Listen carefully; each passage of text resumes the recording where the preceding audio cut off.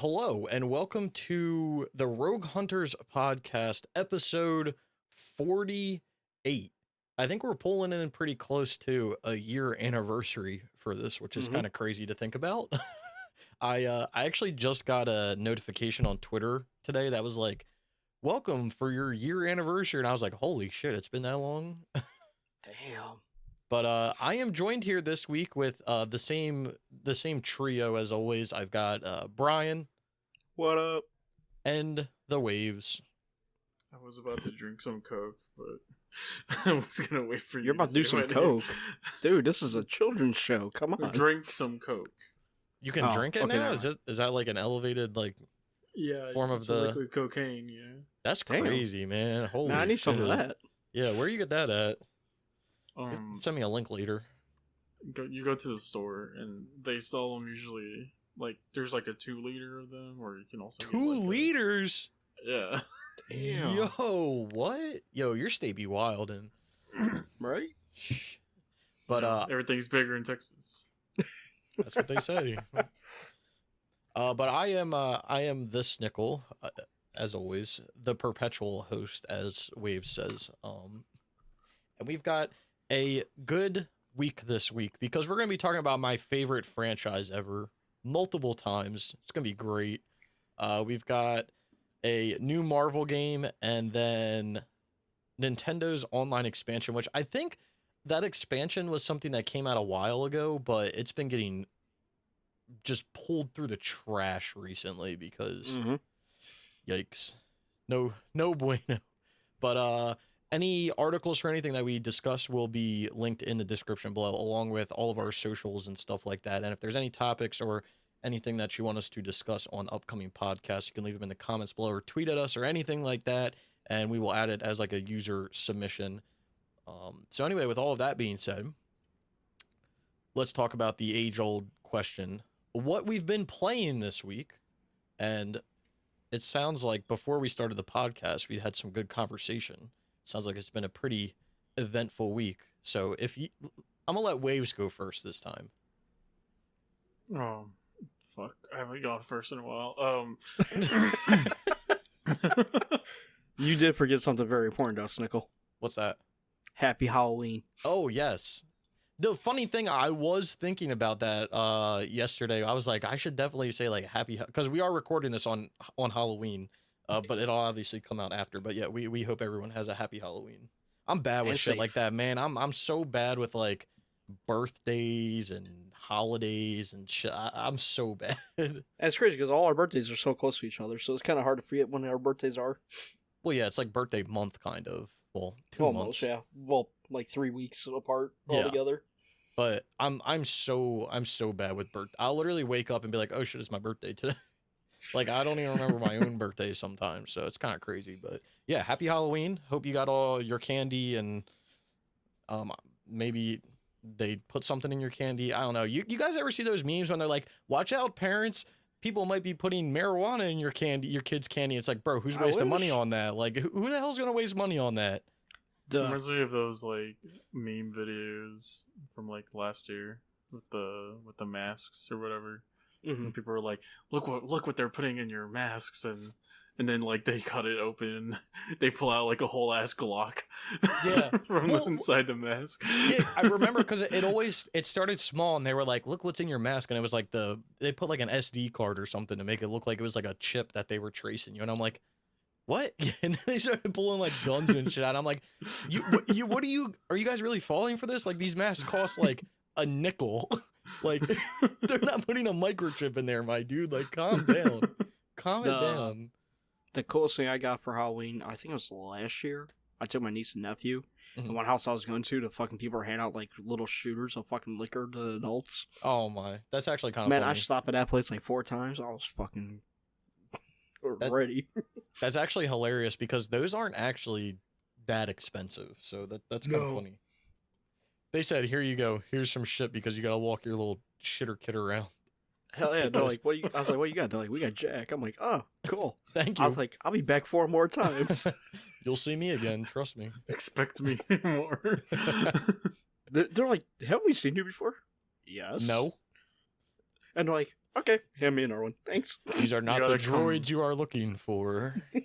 You have to come back with like a different mask. costume every time. Not just like turn your shirt inside out. So like if you had like a decal on it, that shit's just gone.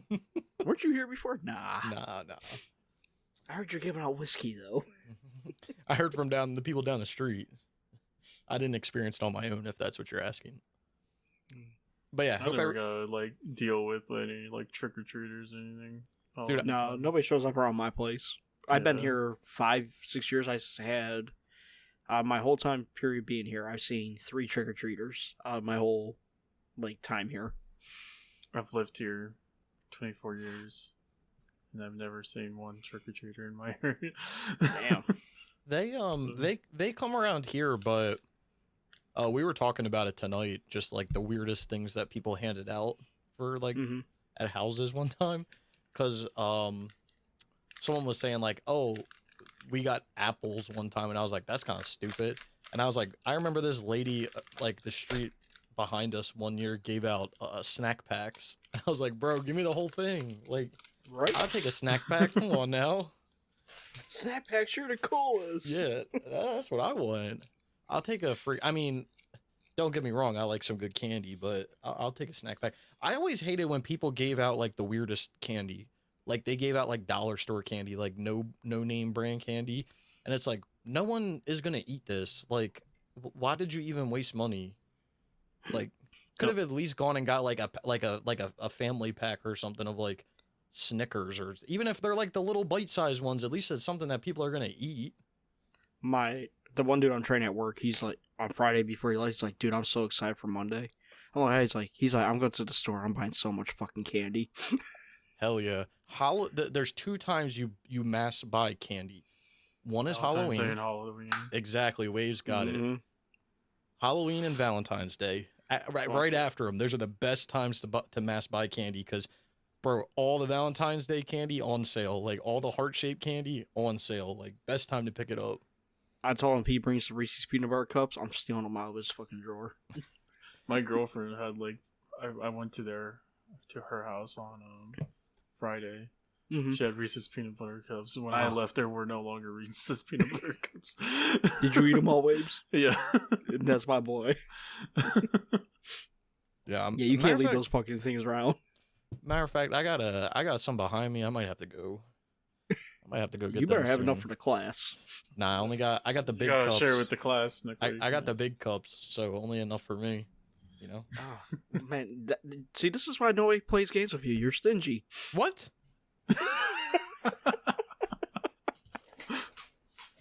No. Look, we got games. Right, yeah. We got games to play. All right. Anyway, saying that, what games have we been playing? And Waves is going first because Waves hasn't gone first in like since Brian was not on the podcast like months ago. So, damn. I'm gonna let Waves take this one. Was it really that long ago? Yeah, I think it was. Waves. For some reason, I always do Brian first. It's probably because like the ABC order bullshit, but yeah. Who knows? That's how life is when you're at the bottom. Yeah. Yeah. Being an adult sucks. Chad, on top of that, I've only played 2 games. But I finally finished the story for Lost Judgment. Hey, so now, thank you. So now I just need to do all those side cases and all the other shit. Just a bunch of stuff. How did you like it? Yeah. It was really good. Okay, that's all that matters. Yeah, the ending boss.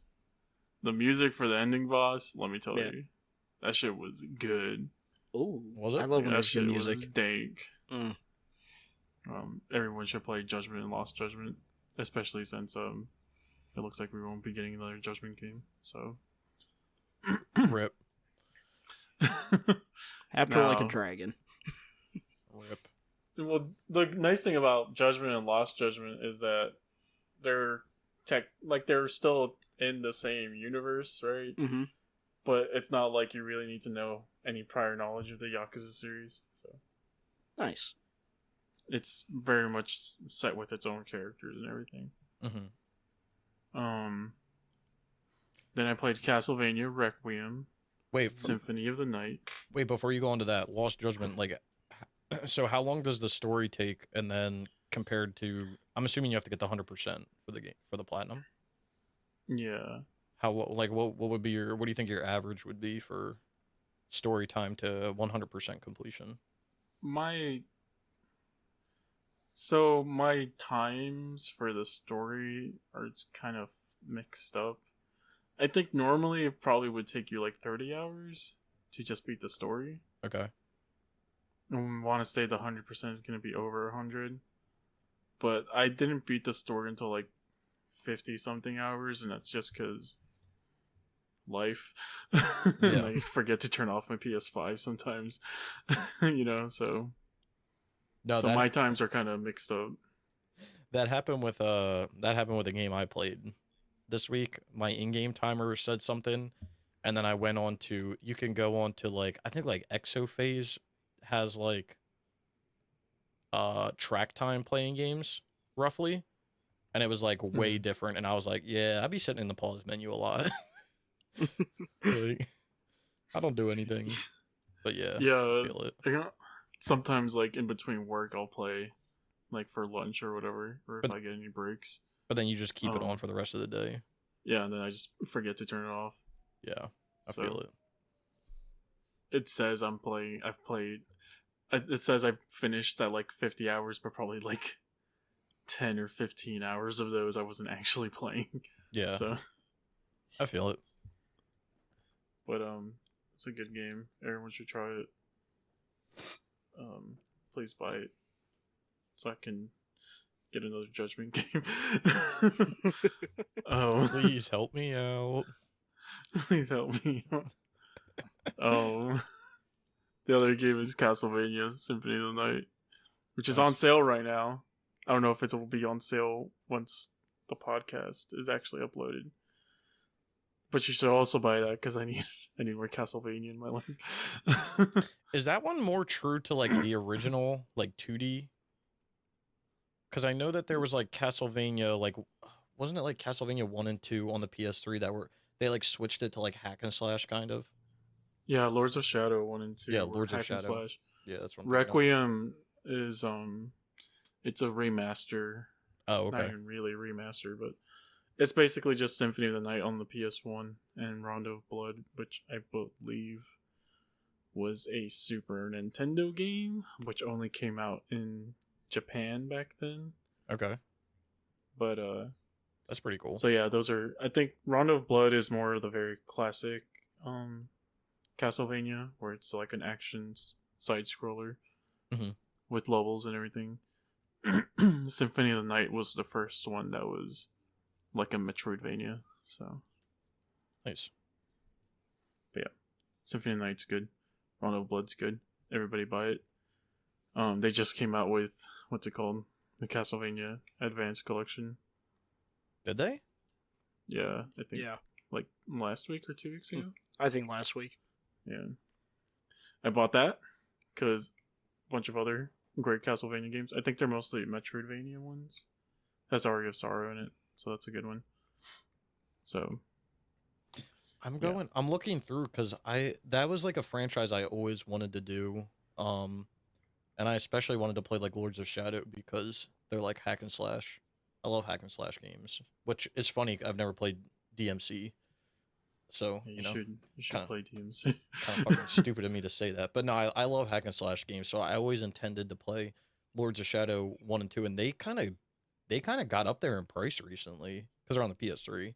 I know Lords of Shadow 2 wasn't like necessarily received well. I don't know why. But I remember everyone kind of liking Lords of Shadow 1. I never got to play it. I only bought as it was back then for me. I only played the demo a shit ton. I feel it. So, and I really enjoyed that. So, because I also like. There's a few on the PS3, isn't there? Well, there's that. What is it? Harmony of Despair. Yeah. Or whatever. Which is like the normal style, but with co-op, I think. And then there's Lords of Shadow 1 and 2, and then Lords of Shadow Mirror of Fate HD. Yeah, Mirror of Fate is like in the style of Lords of Shadow, so like the same art style basically. But I think that one's also 2D, like Gotcha. the Harmony of Despair. Then they brought out Castlevania Anniversary Collection, which I believe has Castlevania 1, 2, 3, 4, Jesus. and I forget what the 5th game is, but it has another one. And then they came out with Requiem, which has Symphony of the Night and Rondo of Blood. And then more recently, they came out with Advanced Collection, Jesus. They really which has a platinum. They've been going ham on those recently. Well, it would be nice to get a new Castlevania game, but I guess like re-releases weren't too bad either. Yeah. I didn't know they had an arcade archives version of Castlevania 1. Wait, they do? Yeah. What the? Hey, you learn something new every day, I guess. It's probably easy like all the other arcade archives. 266 arcade archive games. What? There are Really? 266 arcade archives games. That's insane. And they're like $10 a pop. We need to have like a super sale of just All of them. arcade archive games and just buy all of them for how much was it? Well- $266. That would be awesome. The other thing I always said about the arcade archives, which would kind of be cool, is if like they kind of gave you like a pass and you got access to like all of them. Kind of like I think who made the fucking Walking Dead game? I can't even remember. Telltale? Yeah, Telltale. I think Telltale did that well, they're not a thing anymore, but like I think they originally did that back in the day. Like really early on, they let people buy like passes, and it gave people access to like all of their games, basically. But then they made Rest a in lot of peace, games. Telltale. You shall be not really missed. Well, they're kind of like alive again. Yeah, Ish. Like not really, but somewhat. They got a heartbeat. they lost all of their like more important IPs except for Wolf of Wall Street. Wolf Not of Wall Street. I'm an idiot. I'm Wolf dead. Among Us. Wolf of Wall Street. I'm done. Were you watching that before the stream? No, my brain just Or- breaking. I was watching a TV show before this. What was it? You were watching The Walking Dead, weren't you? You wish? No. I forget what it was. Dexter, gotcha. It's like something on Netflix. Squid Game, gotcha. Squirt Game? Huh? Yeah. Say what'd you say? Excuse me? No, I was watching Seinfeld. I'm an idiot. No, you were watching Squid Game. We know it. It's fine. I'm telling you, I was watching Squirt Game. He was doing his third analysis of Squid Game. I've not watched Squid Game yet. Me either. It's alright. Just alright. Yo, Cowboy Bebop is on here now? Hell yeah, they just added that shit. Yeah, Squid Game was alright, you know? Yeah, me and Wiz are excited for Cowboy Bebop.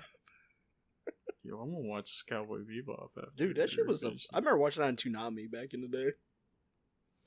I remember watching one episode. That was it. There's one episode on there that's funny as hell and they get fucking high on shrooms. Jesus. Y'all wild. Anime used to be based as fuck. Why y'all watch cartoons, huh? Because cartoons are don't you? fun. Nah, I can't. I'm not allowed. Why, your girlfriend won't let you?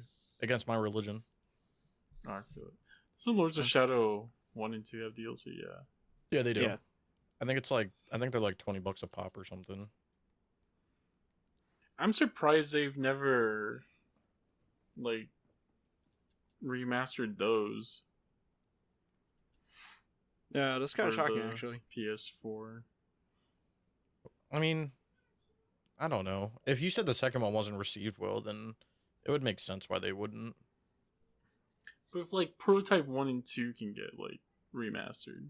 you know, True. like- I mean, true. But Prototype 2 Anything wasn't can. like, I don't know. Prototype, like, both those games were kind of good. But now people are, like, jerking them off as, like, every other PS3 game now. Did you see that one YouTube channel Gamers, I think. What their name is. Yeah. They made a prototype video today. Did they? Yeah, just came out. Jeez. Pretty good.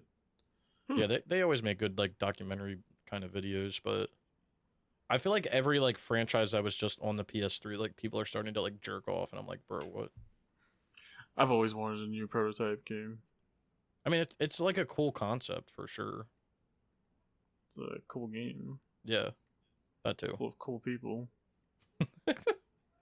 You just fucking cut them up and absorb their DNA. And then become them. Then you become them. Yeah, Then no big deal, that right? one trophy would glitch or whatever, you know. If you get a platinum instead of a gold medal.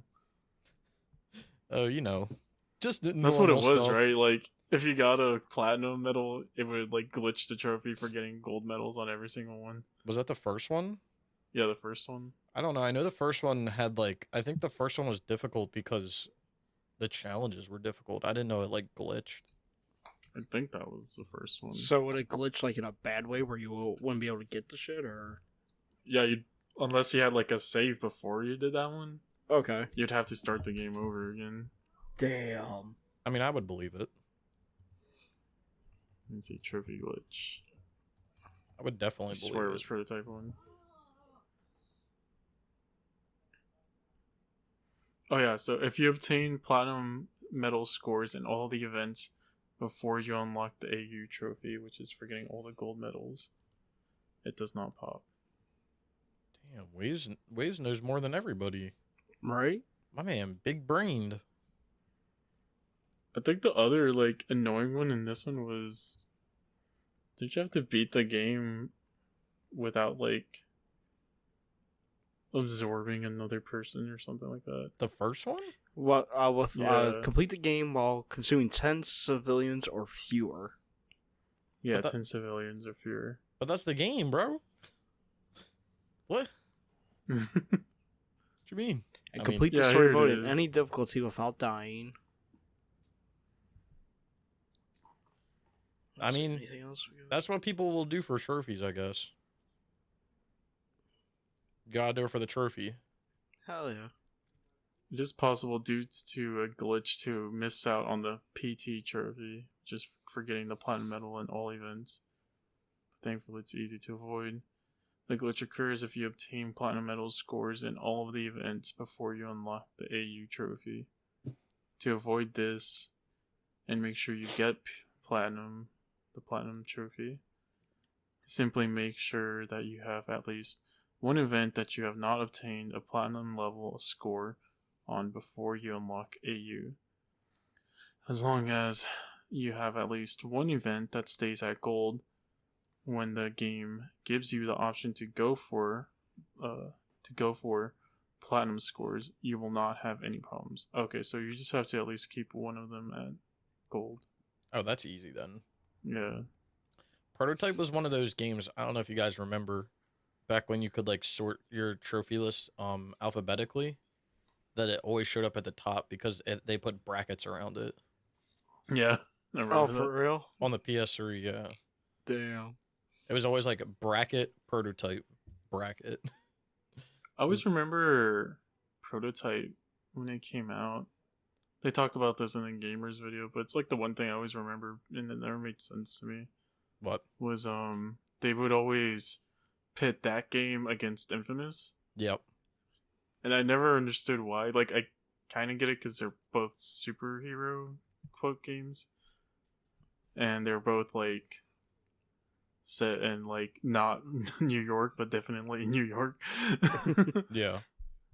But I just never got it, especially since like you tend to like pit stuff against each other if they're like rival consoles and stuff, but like it's coming out on both.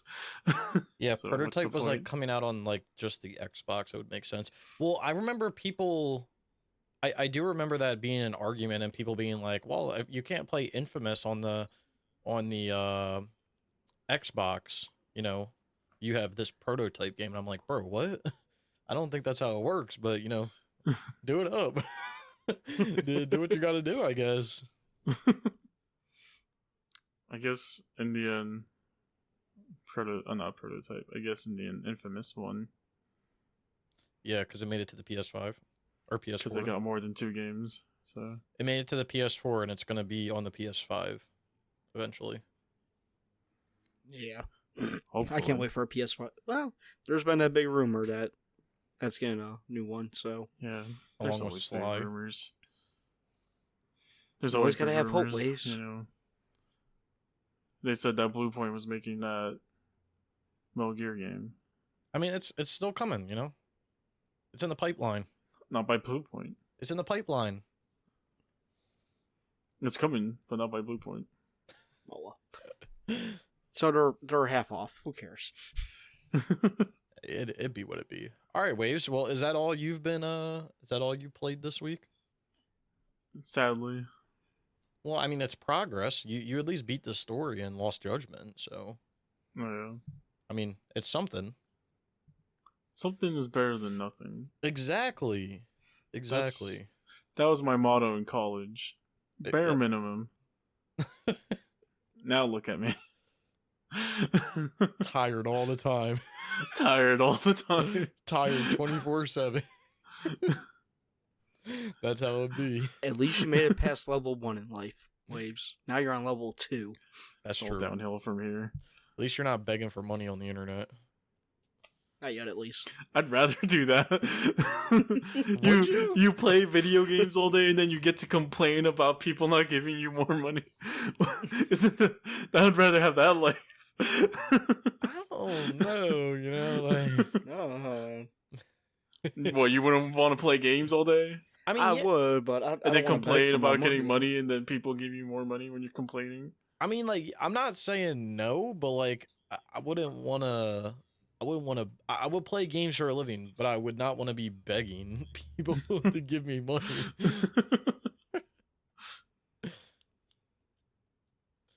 Well, So, like you said, some progress is better than none, so that's good. yeah. So, Brian, what have you Yes. been playing? Yeah, what about you, Brian? Oh, I actually made some good progress this week myself. Hey. Hey. Actually, there's something. I hit my 1-year anniversary on my account. Nice. Congrats. This is the first time in a long ass fucking time I actually lasted over a year on an account. So, yay for me. Hopefully it'll stay there. It's Good staying. job. I already made you that promise, Waves. I'm not backing on that fucking promise. As my friend Wings of Redemption would say, big ups. But that's what the friend Almighty used to say. yeah, But yeah, but he got it from Wings of Redemption. you know? Wings. I miss Almighty. Me too. Almighty, if you ever listen to this, bring me some Dairy Queen, and Stop we miss playing you. Call of Duty. And come back to us. We miss Come you. back to us. We need our buddy back that actually boosts the games with us. The one that It actually showed puts up. on. We need your 5 PS4s. That too. But anyway, I'll start off last week after the podcast. I started playing Far Cry 6. Mhm. Well, during the podcast, I actually finished off Borderlands 3, but I'll count for this week, I guess. So Borderlands 3 is completely done. Nice. Congrats. Hey. Started working on Far Cry 6 again. I unlocked a few of the trophies and just like started eliminating certain things in the game. I think I unlocked like 16 trophies in that fucking game last week. Damn. Yeah, I did like a lot of random stuff like perform a vehicle machete kill with a horse. I killed a shark with an explosion. What the fuck? Yeah. I disabled and hijacked a tank using an EMP device. Sounds like I a ran Ran Yeah. over 10 people. The more I hear about Far Cry 6, the more I want to play it. Dude, I think you would like it. I Sounds did like post up a great time. I did post up a funniest video on my fucking YouTube about when I was sniping people. Oh yeah. Yeah, that shit was hilarious. That lady got the clap. I don't understand where the fuck she thought she was going. Away. She's like, she's trying to get away, but it didn't work out for her too well. I don't think she was expecting to get where she got to. So she said, I'm out. Yeah. I'll probably start probably start playing Far Cry 6 again tonight after the podcast. Tuesday, I was playing Hades, and I finally made it past and beat Hades for the first time. Nice. So I did my first full run. I did some digging around for... I gotta do 10 complete runs in the game. Okay. And that's how long it takes to beat the game. 10 complete runs. It's not bad. So I unlocked a few... I got a few of the trophies, which the guide told me the guide I was reading was like, oh, you gotta do your 10 complete runs before you can unlock most of these trophies. Well, that guide was wrong. Because I've unlocked all my weapons, finally. I earned a loyalty card. I forged a bond with one of the characters. I beat Hades a second time. Damn. So I got 2 playthroughs done. Like, the first one, I used my shield. Like, you gotta beat the game with every weapon. At least complete a run with every weapon.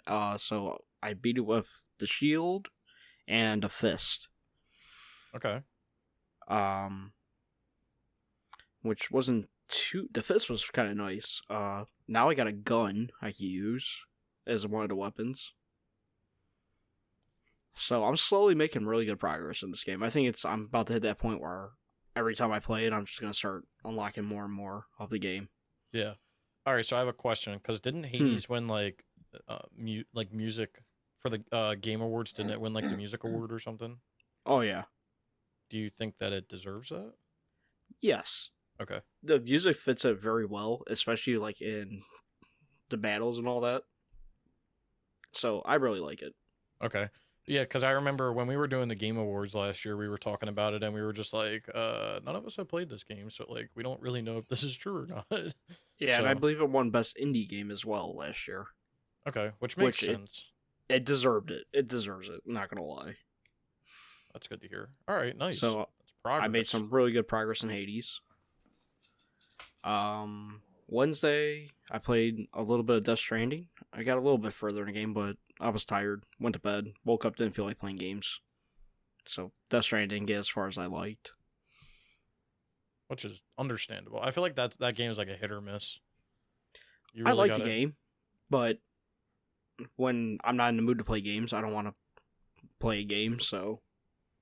Yeah, I feel like that's just a game where you have to be, like, in the mood to play it, kind of. Yeah.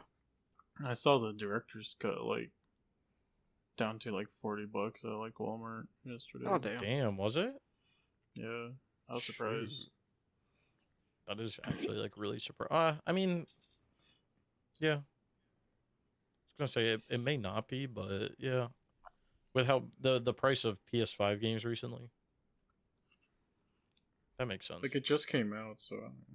Right.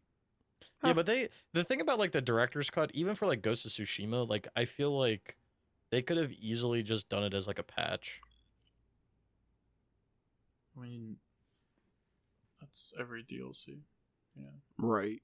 Yeah, I mean, I don't know. That's just, like, I think it's fine that they're charging full price because it's, like, 2 separate games. But, like, I don't know. The whole, like, PS4 to PS5 transition was weird because, like, some companies were just giving out updates for free, and then others were, like, I guess it's only been, like, Ghost of Tsushima and, well, like... Death Stranding did, like, director's cuts that added, like, additional content and stuff.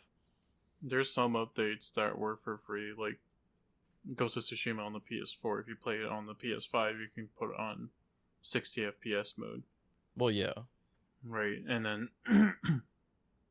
and, like, I don't know all the things, but, like, in the director's cut, you have full lip sync of, like, Japanese audio. Mm-hmm. I think you have, like, some more stuff. I think you can go up to 120 FPS. I might be wrong, but... So, like, it has more substantial features that can't necessarily just be through an update. Well, yeah. I understand. As, like, director's cut, like, for... What's the game we're talking about? Death Stranding? Death Stranding. That one has, like, brand new challenges, brand new, like, dungeons and shit to go through. Right. That aren't on the PS4 version. No, yeah, which that utilizes, like, the PS5. So, like, those, I understand. There's, like, just some updates that just can't be, like, a normal patch update, you know? No, yeah. Which I get, but I like, it. Either way, it's just always going to be weird because of the backwards compatibility side of it. So, I mean, regardless, it doesn't really matter. I'm just glad that like Sony's actually charging for like updates now, kind of, because it's ridiculous. I mean, I know people make the argument that like if I buy the game once, I should have it on every single. Yeah, I should be able to play it as many times as possible, but I kind of feel like that's not true. In a way. Mm-hmm. Like, just because I buy a game on the PS4 doesn't mean I should be able to play it on the PC as well. Like, they're different. Way different, so I don't know. Whatever. But yeah. Yeah. Death Stranding is a game that I feel like you have to be in a mood to play. Yeah, for the most part. Like I got through. I'm almost on episode 3 at least. Mm-hmm. So, and then I didn't play nothing Thursday, Friday, or Saturday. I didn't play nothing. Damn. Just relax. So Saturday was my 1 year mark where this account. So technically today, Halloween is the new. I'm calling it season 2 of this account. Yeah, which makes sense. So I started a new game today, and I actually finished it. Cyanide and Happiness, the YouTube series and all that. Mm-hmm. I guess they got crowdfunded to make a game, and they called it Cyanide and Happiness Freakopocalypse. I saw it like Thursday night when I was at work on my on the PlayStation, or PSNP put up the trophy list. I'm like, oh, cool. So I checked it out. I bought it. I sat down today, downloaded it. It was only like a gigabyte for the game. Mm-hmm. Played it. I got the platinum. Damn. As of right now, I guess it has like 2 stacks for the game. Only 3 people have got the platinum. I'm the 3rd person between the 2 stacks. But the stack I got it on, I'm the 2nd person to get it, and I'm the fastest achiever for the platinum so far. No big deal. Yeah, out of 3 Don't achievers get used to and it, cause... 6 owners. Yeah. Because I think I had like one of the first few like for Jack on the PS4. Mm-hmm. Then I don't know what these people do. They just forget to like sync their trophies for like a month or something. Well, that doesn't really work on the 4 or the 5 though for syncing. Well, it happened on the 4.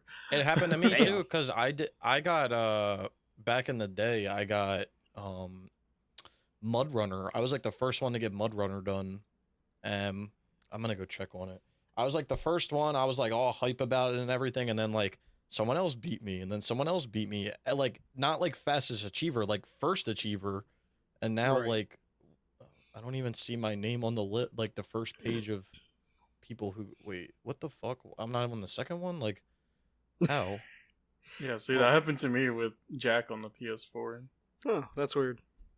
Wait, I'm checking because now I'm really like, what? I'm really confused. When did I get this done? November 5th. Why didn't I show up? Because you hacked the game. Okay. I should be right here, but whatever. Okay, cool. I don't know, bro. Shit just, like, I had the same thing happen with Mud Runner. I was the first achiever, and now I'm on, like, the second page, and I'm like, did you guys, like, and I was thinking the same thing, like, how do you not sync your trophies? Like, if you're online, which, like, I think you had to be to play Mud Runner or get some trophies, like, your shit should have sank. Like, what? But I don't know. They be doing some whack shit. Yeah. One thing I'll say about the game, there's a lot of Easter eggs in the game. But a lot of the trophy, they make you 100% the game, and you got to beat the game in 30 minutes or less for a trophy. Damn. Must not be hard though at all.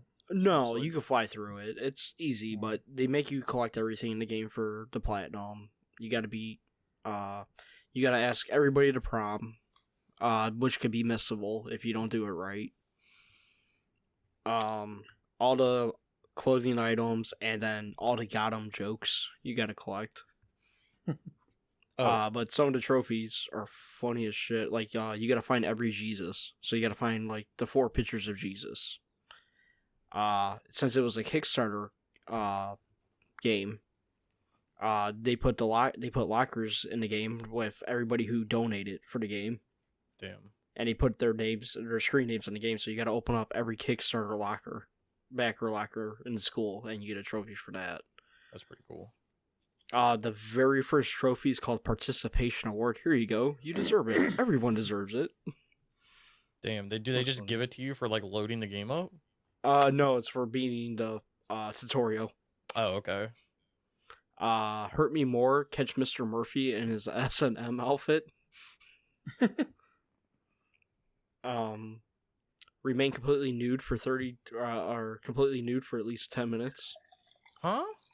Yeah, you have like a little bar over your dick.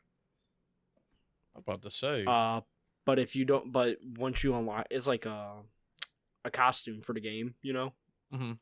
And once you unlock it, he's like, oh, for $1 million for the DLC, we'll remove the bar so you can see what I'm packing here. Huh? Yeah. So I just looked up the Mudrunner thing because it was bothering me. So I was the first achiever for a while, and then now I'm the 6th achiever. Oh. Someone beat me by like 3 days. And I was like, bro, did you not sync your trophies? Like, excuse me? I think for like Jack, I was in the top 5 or something. Now I'm probably let me see. Way down. Down bad. Now I'm 7th. So I was like in the top 3, I believe. Now I'm 7th. I mean, you still up there on the first page at least. Yeah. I am too, but it's just like, it was so dumb. I remember that happening, and I was like, bro, what the like, what is wrong with these people? But overall, if y'all are a fan of Cyanide and Happiness, go ahead. I got it because I'm a fan of South Park and all that dark humor, so I feel it's like, Yeah, I it's a didn't neat even know game. that was like a game that came out. Well, apparently it's gonna be like a trilogy. So How does it play? Like, it's like a point and click kind of thing. oh, that's cool. So like you find certain items that goes like in your book bag, and you gotta actually like drag and drop it to the right area where you need it to go in certain areas. But like I just like the trophy list because it's like it goes through the playthrough, but also there's missable shit, there's random trophies, all the Easter eggs. Like you gotta get condoms for a boy in need. You deliver porn to a blind guy. Huh? Yeah. that shit wild, and Cyanide and Happiness is great. Right? I tried to explain to someone, he's like, I don't know what that is. I had to explain to someone what Cyanide Happiness was. I actually had to show them the videos. I remember, like, in high school and middle school, I used to watch those a lot. They're supposed to get like a TV deal or like a TV series, but I don't I don't know where we're at though. But that was the last game I got, but season 2 of my account is going good. I got 56 trophies and 1 platinum already. damn, going strong. Hell yeah. Super but strong. But for the rest of the week, I'll back to my routine of Far Cry 6, Hades, Death Stranding, AC Valhalla, and since Borderlands 3 is done, the random number generator is spoken. Resident Evil 7 will be taking Borderlands 3's spot. Hell yeah. Now that's a good I game can't right wait there. for that. Can use Snickles' guides. Hell yeah. But that's all I've been playing, and that's everything I've done.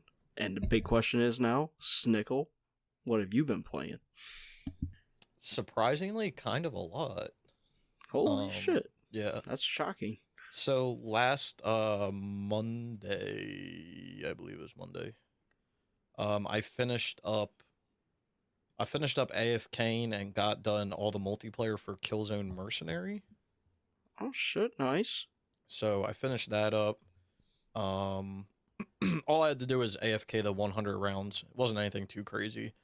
Uh, just takes like kind of takes like five to like 7 minutes a round, and you have to do 100 of them. So, and then in the menu it tells you how many you've won, but then it gives you like a win to loss ratio. So you can do some math to figure out like the total number of rounds, and then once you can do it in bot zone, and then once you pass 100, you just got to load into a like a multiplayer, finish a multiplayer round, and then it'll give you your trophy. Yeah. And then I guess the other kind of, well, another big thing was I finished up my last 2 playthroughs in Max Payne 3 and then got the platinum as well. So that was kind of nice to get done finally. It feels like I've been released. Congratulations. Thank you. It was and what platinum is that? 200. Ooh. That's a good number, 200. Which was totally unplanned. I mean, people might think it was planned, but like, you guys know me. I don't care about a milestone. It was just what I was playing at the time, and it happened to be kind of good. So, you know, hell yeah, it'd be what it be. But yeah, I had to finish up. I don't know what I did last week. I'm trying to look. So I finished up Old School last week, which I finished it up. I think after the podcast. Yeah, no, before, because I think I streamed it. Yeah, I streamed it into because I was home on Saturday. So I finished up Old School. Old School is basically no last stand.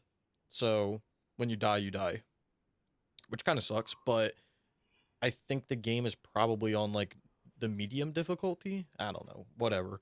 I finished that, and then I had to do the hardcore playthrough, which is basically like one shot kills you from like anything, which kind of sucks.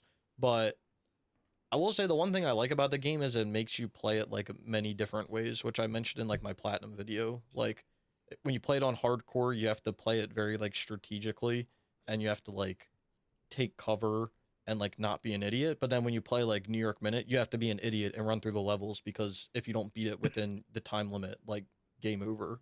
So I think it's like very interesting that the game makes you play it like many different ways. But yeah, I finished that.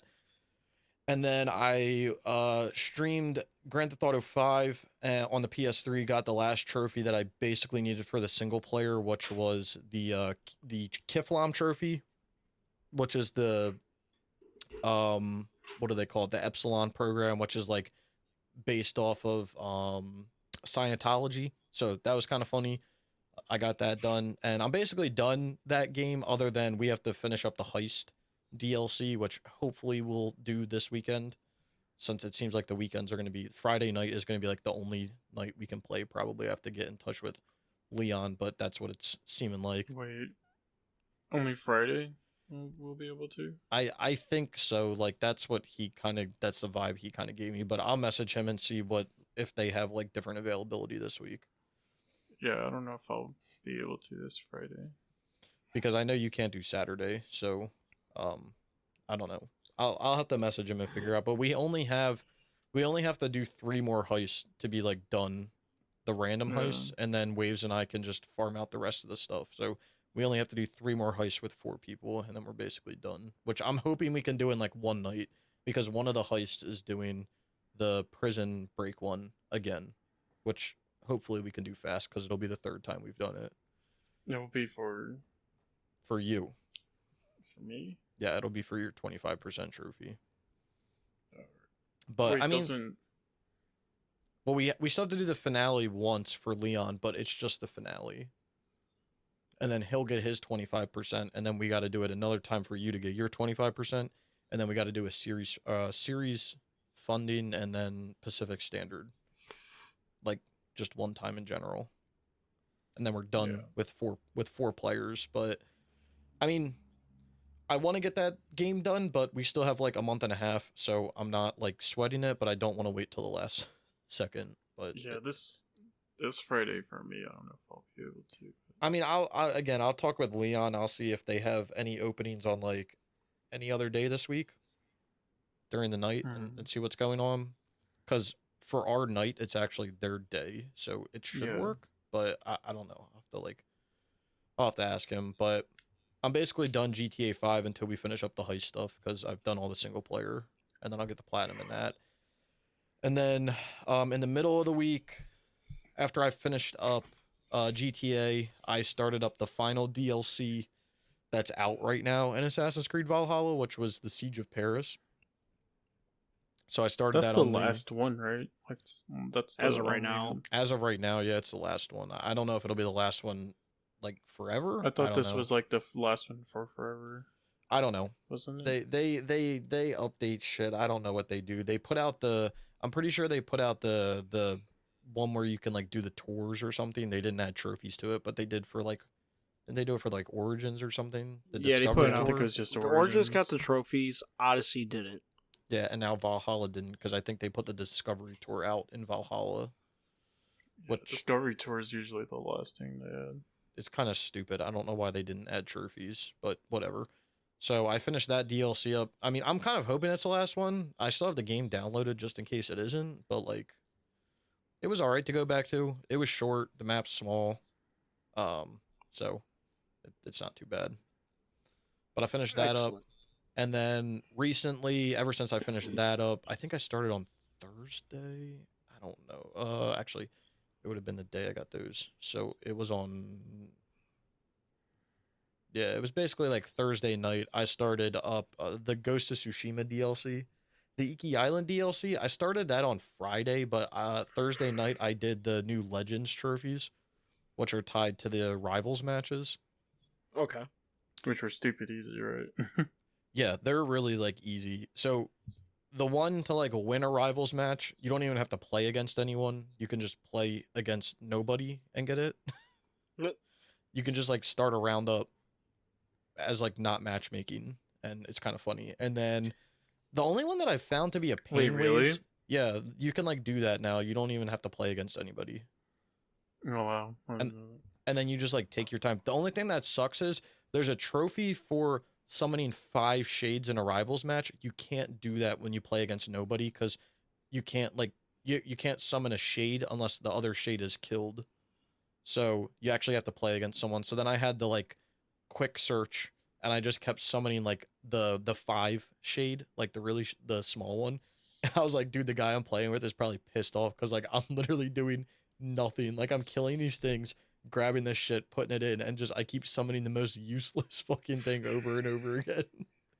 Hey, but I did it 5 times. I got my trophy, so then I moved out. And then the other when things, I played it, I did it just like with Like, matchmaking, so I just did it on my first try. Everything, Yeah. so. I mean, yeah, you can do it that way, but if you do it that way and you lose your first round, you can just play against nobody and you'll automatically win. Basically, you just have to beat it. Of Or course, just be good and win, you know. yeah, Right. or that, you know. The funny thing, the funny thing was, I went into that DLC like straight from AC Valhalla, and I did not remember the controls at all. And I did So this. you're playing like Valhalla. Yes, and I did this back in the day. I was swapping between Ghost of Tsushima and Valhalla, and I was like, I wanted to press like R1 to attack, but it's not, it's square. And I was like, oh my god, like my brain is fried. So I kept dying because I didn't know what I was doing. Plus, I didn't really remember the controls either, so I had to like relearn those. So I did those 2 trophies, and then the other 2, which are kind of, one of them's easy, one of them's kind of stupid. So one is binding a piece of gear to a class, which is like, you basically, you know how you can like switch your gear throughout like all your characters. For this trophy, you just you basically just like pick a throwaway piece of gear and you just bind it to like one class so that you can't put it anywhere else. And it's supposed to like give you higher levels overall, but like it doesn't matter because you don't need to do anything else. I guess if you do the raids at some point, it could be useful. And then the last trophy is purifying a piece of cursed gear, which is random. You're like given cursed gear at the end of, you know, missions or rivals matches or whatever, and then you basically have to do whatever the cursed gear says. You have to do it. So mine was easy. I just had to I had to get 15 kills in a gold mission with like anything. It's pretty easy. Yeah, I think mine was easy too. I don't remember exactly, but I think I did it just on like one survival match easily. So Yeah, I did the few missions for it. I didn't really understand what you had to do. And then I realized like next to it, it had like the symbol for the gold missions. And I was like, oh, probably means get like 25 kills in a gold mission. So I ended up loading it up, and I thought I had to get it with. I had a bow. I was like, I probably have to get it just with the bow. They were like, no, just get it any way you want to. Like you can fart on them if you want to, as long as they die. It's cool. And I was like, all right, cool. And then I started up. And then after that on Friday, I started up Iki Island. I finished the Iki Island story Saturday and some of Saturday, and then today I've basically been like running around the map and doing all the collecties and stuff. So how'd you like the DLC Iki Island? I like it. I mean, it definitely adds a lot of backstory to things. Yes, it's a very good story. I like the armor that you get for both your horse and yourself. So I think just the DLC, like in and as a whole, I think is great, and it makes you do everything, which I also like. Like play the flute. Yes, all the times. But I don't know why. I was looking at the list. I think Horizon did this as well. I don't know why they split it up into like Iki Island story and Iki Island exploration, because like Yeah, I saw that. Horizon did that as well. Dude, but the thing that I don't understand is like, okay, if you play Iki Island through and you just beat the story, that's all you do. You just beat the story, you play the main quest, you beat the story, you only earn the first trophy. You only earn that trophy out of the past. You don't earn anything else. Like, to earn the other stuff, you have to do exploration to earn it. Like, I was like, what is the point? Like, why didn't they just put all of these, I guess because of points for DLCs, because they added a gold trophy in for the story one, but I don't know. I was like, bro, why did they do this? It's the weirdest fucking thing. Like, Horizon did that as well, but I think it like actually made sense if I remember. I'm going to look at it. Wasn't it like the feats or something, and then yeah, it was like the other one was like story or something like that. So it was the Frozen Wilds quests and then the Frozen Wild feats. But like that makes sense because like they had like a shit ton of trophies, so like that kind of makes sense. It had to have been because of points. Like that's the only thing I can think of.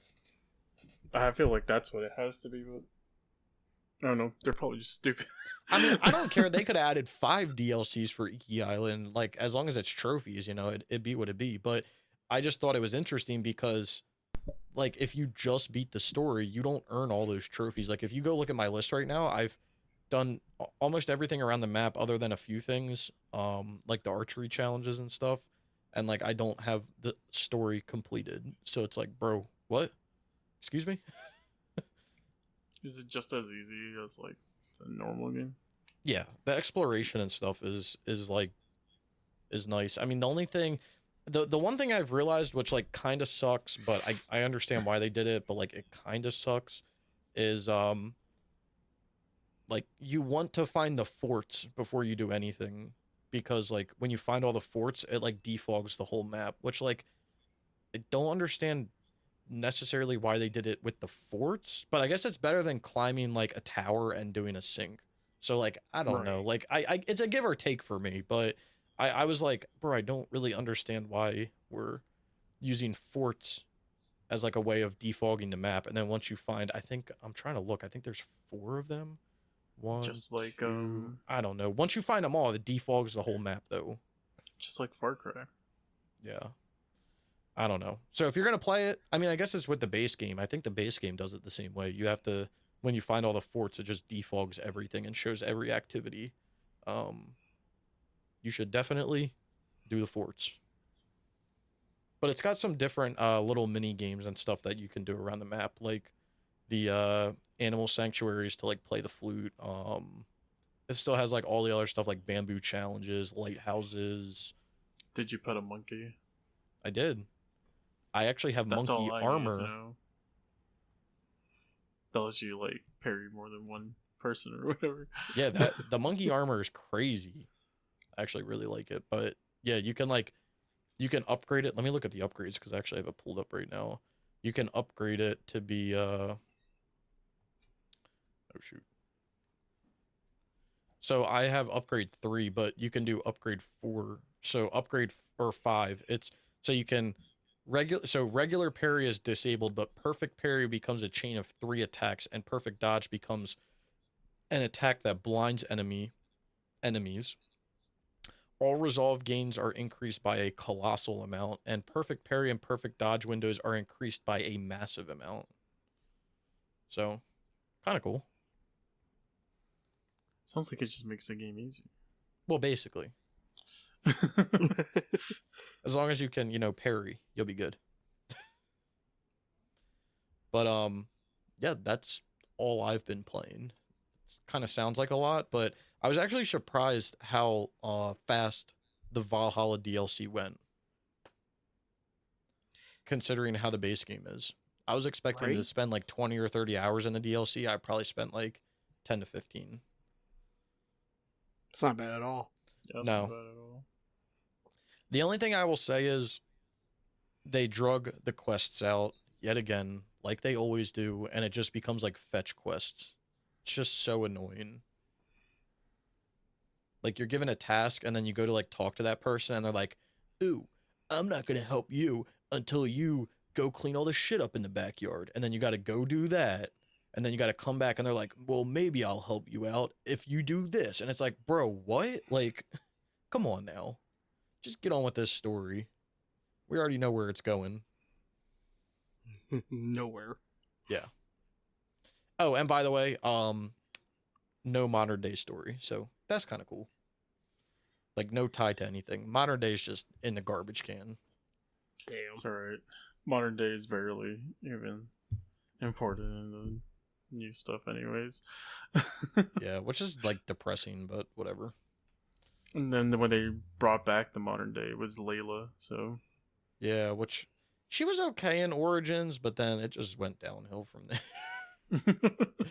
Just, it's been on a decline, slight decline, but yeah, I'm excited to get I'm excited that I'm done Max Payne 3, and regardless of like platinuming GTA 5, I'm like debating what I want to do next on my like list.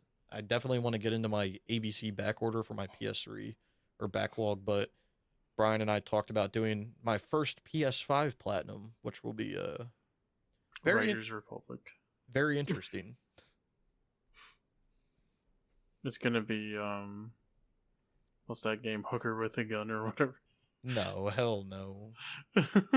Yeah, what is No that hookers? game? Damn. No, what is it? Came out like last week, didn't it? What was that shit called? Yeah, isn't it like Hooker with a gun or something like that? It's called Lady in a Leotard with a Gun. That one? Yeah. Yeah, it's basically Hooker with a gun. Look at all these breakthrough arcade games. Dude, I don't understand why people play those easy games. Like, I really don't. Like, from a numbers perspective, like, side rant here. Like, I would rather put 20 hours into, like, a solid game than do, like, 20 easy-ass platinums like that. Like, I don't understand why people, like, put themselves through that shit. So, like, that part of their brain tells them, like, they did a good job or whatever. I mean, I guess it has to be, but, like we've always said, you're never gonna like make it on, like, if you're doing it for leaderboard purposes, like, you're never going to get to a spot that like it matters, because unless you're playing with like 10 other people, you're never gonna get there. Like, these people that are on the top are like probably dozens of people playing on the same account. Like, you're never gonna get up there and be to a point that like it matters. And even if you do, what does it matter? Like, I don't know. Even if us three did one account, we would never get up there. No, Yeah, we barely find enough time to play games now. Right. Yeah. I just don't get I know it's definitely like some sort of feeling of accomplishment to get it done, but like, I don't know, man. I don't think it should be about the number. It should be about the game. Like, accomplishing and platinuming a game should be satisfying. I mean, but I guess if you do it like 10 times a day, I don't know. Well, shit. If you think about it, us three did a fucking joint account, we would have all the Devil May Cry done because of fucking waves. Like, any hack and slash kind of fucking thing. And like, any Yakuza game would be done because of waves. You would have all the fucking racing games done for us. We would actually have like a really fucking cool list, but still. Yeah, I don't know. It's just what you're saying is Rogue Hunters team account incoming. Team account coming out. Where are we dropping, boys? No, I mean, there is a Rogue Hunters account that I made so nobody stole the name, but yeah. I don't understand it. I would love to, like, I don't know. I feel like I would love to talk to somebody that does that just to, like, get, and if anyone is listening and does it, like, I just want to hear someone's point of view of to, like, why they do it. And I'm not trying to bash on anybody. Like, I just want to know, like, the reasoning behind it, because I look at it from the outside, even from, like, an influencer point of view, and, like, I just don't get it. Like, it just doesn't, like, from a time perspective, it just doesn't make sense to me, because why do, like, 50 easy games that take an hour each when you could do, like, a 50-hour game and get it done, and, like, play, like, like, an actual real game? Yeah. Even though it's just one game, like, that's, I don't know. I feel like trophy hunting is not what it used to be, like, and the people who trophy hunt are, like, not who they used to be.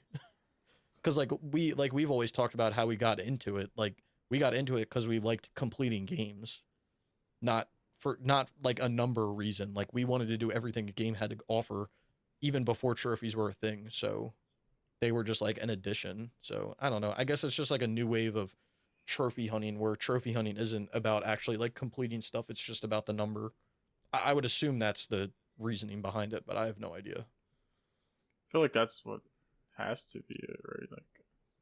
Like I don't know. Like, to me, I'm just kind of like, do you really want to waste your time, like, playing, like, do you really want to waste your time playing these games? Like, what is those games, like the fucking breakthrough arcade games where, Yeah. I mean, I don't know how they play, and, like, if you actually enjoy them, like, all power to you, but I know most people are not playing it to actually play it. You know? Well, that's what I Right. don't understand about, like, a gaming, like, from a gaming perspective, I don't understand it. And, like I said, I'm not ragging on anyone, because, like, clearly people do it because it makes them happy, and, like, people should do what makes them happy. But, like, Because, I'm like, looking at wouldn't it you from, like, rather, a like, I'm looking at it from, like, play a gaming something you'd have perspective. fun with? Yeah. Yeah. I mean, when you're sitting there and playing the same game 5 times just to earn some notifications, like, I just can't wrap my brain around it. And then, like, what's the purpose behind it? Like, you want to be high on the leaderboard. You want to tell somebody you have 500 platinum trophies. Like, if I walked out the door right now to some random ass person on the street and was like, "Hey, bro, I just got my 200th platinum trophy," they'd be like, "The fuck does that even mean?" Like, it's a useless thing to, like, walk out and have a conversation about. Like, You just walk out your door and you're like, "Hey, you over there! I have 200 platinums." They're like, "Get away from me, sir!" yeah, they're like, "Ew, you're icky. Get away from me." No, but, like, I don't know honestly, you.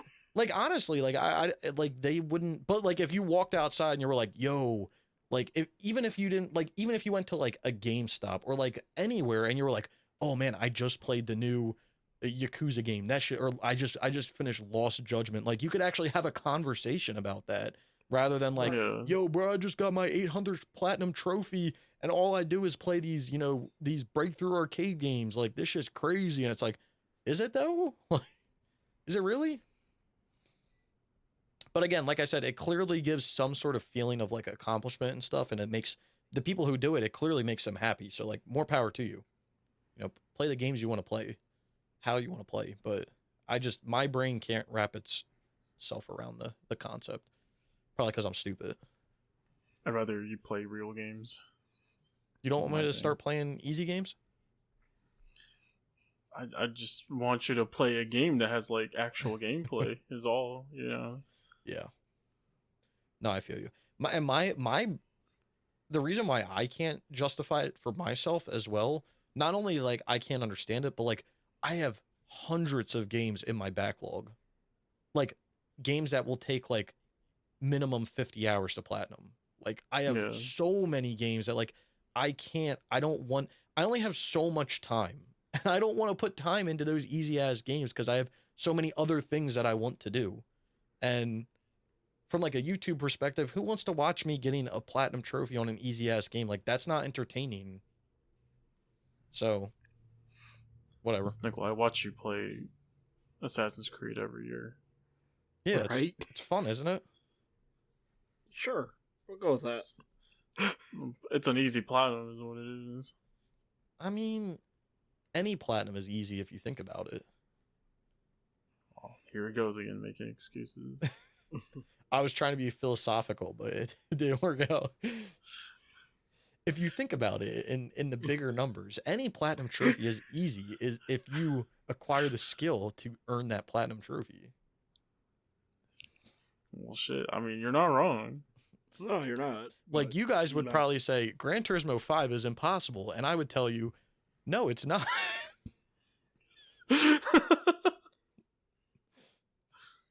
Just stop being bad. Yeah, exactly. Just stop being dog water and play the game and get good. It's as simple as that. Good. Well, it is what it is then. I guess then I don't get the platinum, and that's my own fault. All right, well, side rants aside, that's all I've been playing this week. Hell yeah. Man, So- that was the best 1 hour and 10 minutes ever intro. Yeah, it was actually kind of crazy. But actually, before we move on, so when I finish up Ghost, I'm trying to figure out like what I want to do. And Brian and I Okay. talked about a game, but I think I'm gonna start. I think I'm gonna do good old Max Payne 1 and Twisted Metal Black. Before we hop onto that one game. Maybe like as we do, I don't know, because That's fine. Max Payne 1 is Finish easy. the game. What's up, Waves? Are you gonna what's it called? Finish the franchises or whatever. Yeah, I mean, I figured I might as well because they're both PS2 to PS4. They're both 100%. Technically, you can do Max Payne 1 in like an hour, but I'll probably actually like legitimately play the game just because I've never played it before. So, yeah, I'm just thinking that, I might as well do them and get them out of the way, even though they're just 100%. So, I downloaded them and everything. So, I don't know. Just figured I would do that.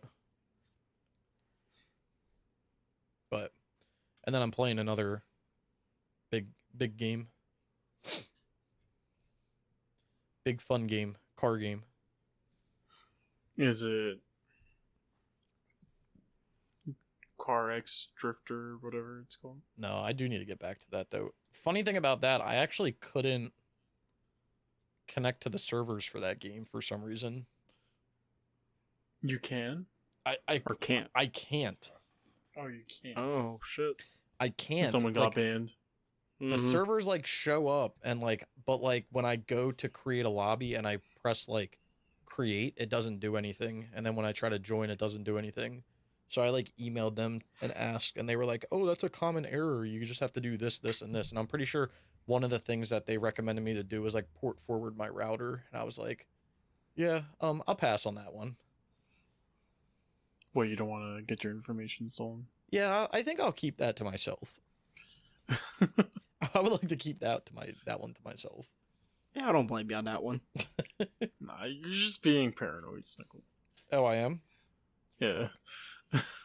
Should just let people know, like exactly who I am and where I live and my credit card information and just everything, right?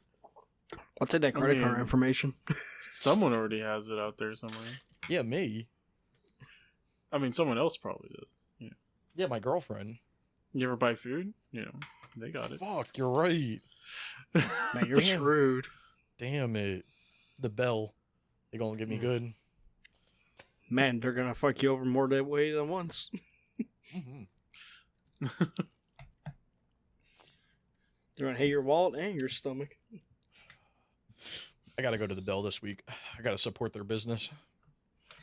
You gotta support the local business. Exactly. I gotta support the local small businesses, All right. All right. That's what I've been playing then. I know we went on like 12 side rants, typical, but yeah, that's what I've been playing. I guess we got to make up for last week because I feel like last week was a little bit of a short episode. It kind of was. Not a lot of stuff happened. Yeah, I mean, it's kind of, There's a It's state not of our play fault. this week, and we're not even going to talk about it. yeah. No, we're not talking about that fucking shit show. Yeah. I didn't see shit that came out of it and I didn't watch it. So I'm assuming nothing. I good don't blame you. happened. It was a alright. shit show. Fuck bug Nothing. snacks. Nothing that really mattered. Oh yeah. I mean, I'd be looking forward to that Bug Snatch DLC. Because I'm trying Hey, to that get should be your Bug first Snatch, but PS5. no, Yeah, someone Brian's suggested looking forward to that. Someone suggested that to me, and I was like, no. And then the person who works with Brian from PS5 Trophies Velvet, they like suggested that I play Astros. Astros and Bug Snatch, and I was like, would I be banned from the PS5 if I didn't do those first? But I did it second, because I don't want to do like a basic platinum first, but I don't think the game that we're gonna be doing is pretty basic. I think Astros was my third one. Astros was my first PS5 platinum and my first platinum on this account.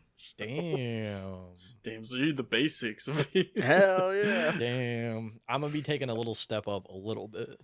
My first PS5 platinum was Miles Morales, I think. I think I did Astros, Miles Morales, then Bugsnax. Warby suggested and then it was to do Immortals Miles. Phoenix Rising. Damn. Okay, you got to still do the DLC for that, right? Yeah, yeah. Once it hits the random, I'll do that. I feel it. Yeah, Warby suggested to do Miles Morales as well. Miles Morales is good, but I got to do all the PS3 Spider-Mans. Got to get the lore, you know, the backstory. Yeah, somewhat. It'd be working something like that. I mean, I don't know if that's true, but you know, I think. Yeah, so what'd I go? For when it came to the PS5, it went Astros, Miles Morales, Bugsnax, Immortals Phoenix Rising, Spider-Man, Control, Borderlands 3, MLB The Show 21, Ratchet and Clank, Rift Apart, and then Dirt 5. I mean, I don't think I got Bug Snatch when it was free, but like I low-key want to play it on stream just for like the meme, and I'm about to cry when I'm playing it. Oh, I'm gonna laugh at you. Why didn't you get it when it was free? Because I was like, who wants to play this dirt ball of a game? Like, I don't want to play But it this was shit. a free game. What do you mean? I don't care, man. That thing is trash. My first PS4 platinum was You're My an Name is idiot. Now Mayo. you're gonna pay for it. What do you mean? Hold on, I gotta look. How much does it cost? We'll see if it warrants my money. I might honestly. I might have want to play downloaded it. this. Let me give them money instead, so I can play. Well, I don't even know what I did. All right, so calm down there, Waves. Oh, while he's looking at that, my Snatch. first PS4 platinum was My Name is Mayo 2. Oh hell no! I ain't playing Bug Snatch. This game can How much? $25. This can fuck right on off into the That's not worth trash. it. See ya. Damn, I only got 2 PS3 platinums? Oh, that's sad. Yeah, you gotta get Enemy Front done. Well, my first one was Sly Cooper, so I'm happy with that. Oh, that is a good one. Yeah. That was my first PS3 platinum, so cool. Damn. I think the new the new Plus games come out? Oh yeah, Knockout City. No, they got released. They didn't come out yet. I'm stupid. Oh no, my first PS5 platinum was Playroom, Astro's Playroom. Ah, let's see. That's a good one, Waves. That's what's up. Let's see what my first PS4 one was. First PS4 plat was Infamous Second Son. Feels that's a good one. What was your first PS3? Sly 1. Hell yeah, see, look at us. Then PlayStation Vita, my first one was Jack 1. Oh, see, I don't have a Vita. Well, I have a Vita, but I don't have a platinum on the Vita. I don't have a VR, but No, not yet. I wish somebody would blow off their VR so I can borrow it. I have 14 platinums on the Vita. Let me see. Let me pull my thing up. So my first PS3 platinum was AC2. Let me see. PS4. My first PS4 platinum was, I think I said it was Destiny 1. Mm-hmm. Going down. I guess I can just sort. I think it was Destiny 1. And then my first Vita platinum was Lego The Hobbit. Hell yeah. That's a good one. Hell yeah. And then I guess my real first Vita platinum was it's not even real. PlayStation All-Stars Battle Royale. I guess my first real Vita platinum, only Vita game, was Resistance Burning Skies. Oh, if we're talking about like real Vita games, let me check real quick. But I've only done 2. Does Assassin's Creed 3 Liberation count as a real? Yes, because it has online. Okay, then yeah, that would be my first one. That was my second one. Because all the other ones are just Jack and Sly and Ratchet and Clank. So Damn. I've only done like 2 real Vita games. I guess 3 technically, because I did one of them's not a platinum, but I did Resistance Burning Skies, Assassin's Creed 3 Liberation, and then I did Tabletop Racing, the Vita one. dang, you have more real Vita Platinums than I do. Damn, Waves, and I'm about to have Killzone Mercenary done soon too.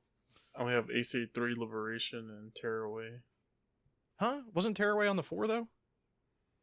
Or Yeah, is it just the Vita one? When I got it, it wasn't on the 4. So. Oh, okay, so yeah, we'll count it. We'll give that a count. I mean, I think they're basically different games. That's fair enough. Damn. Yeah, but I have like all the Jack games, all the Sly games, and for some reason I'm missing Ratchet and Clank 2, but I have Ratchet and Clank 1 and 3. My first VR platinum and only is Drive Club VR. What about Batman Arkham VR? No, I haven't gotten there yet. I'm not that deep. But I thought you wanted to do all the Arkham games. Well, yeah, at some point, but today ain't the day. Feel it. Damn, I'm about to dust off the PS5. That's crazy. I've been playing my PS3 more than my PS5. I've been playing my PS Vita more than my PS5. That's crazy. It's alright, I've only been playing PS4 games on the PS5. So. Yeah, same. I mean... Oh, no, that's not true. It'd be what it be. That's crazy. That's crazy. No, I can't say that because, what was it?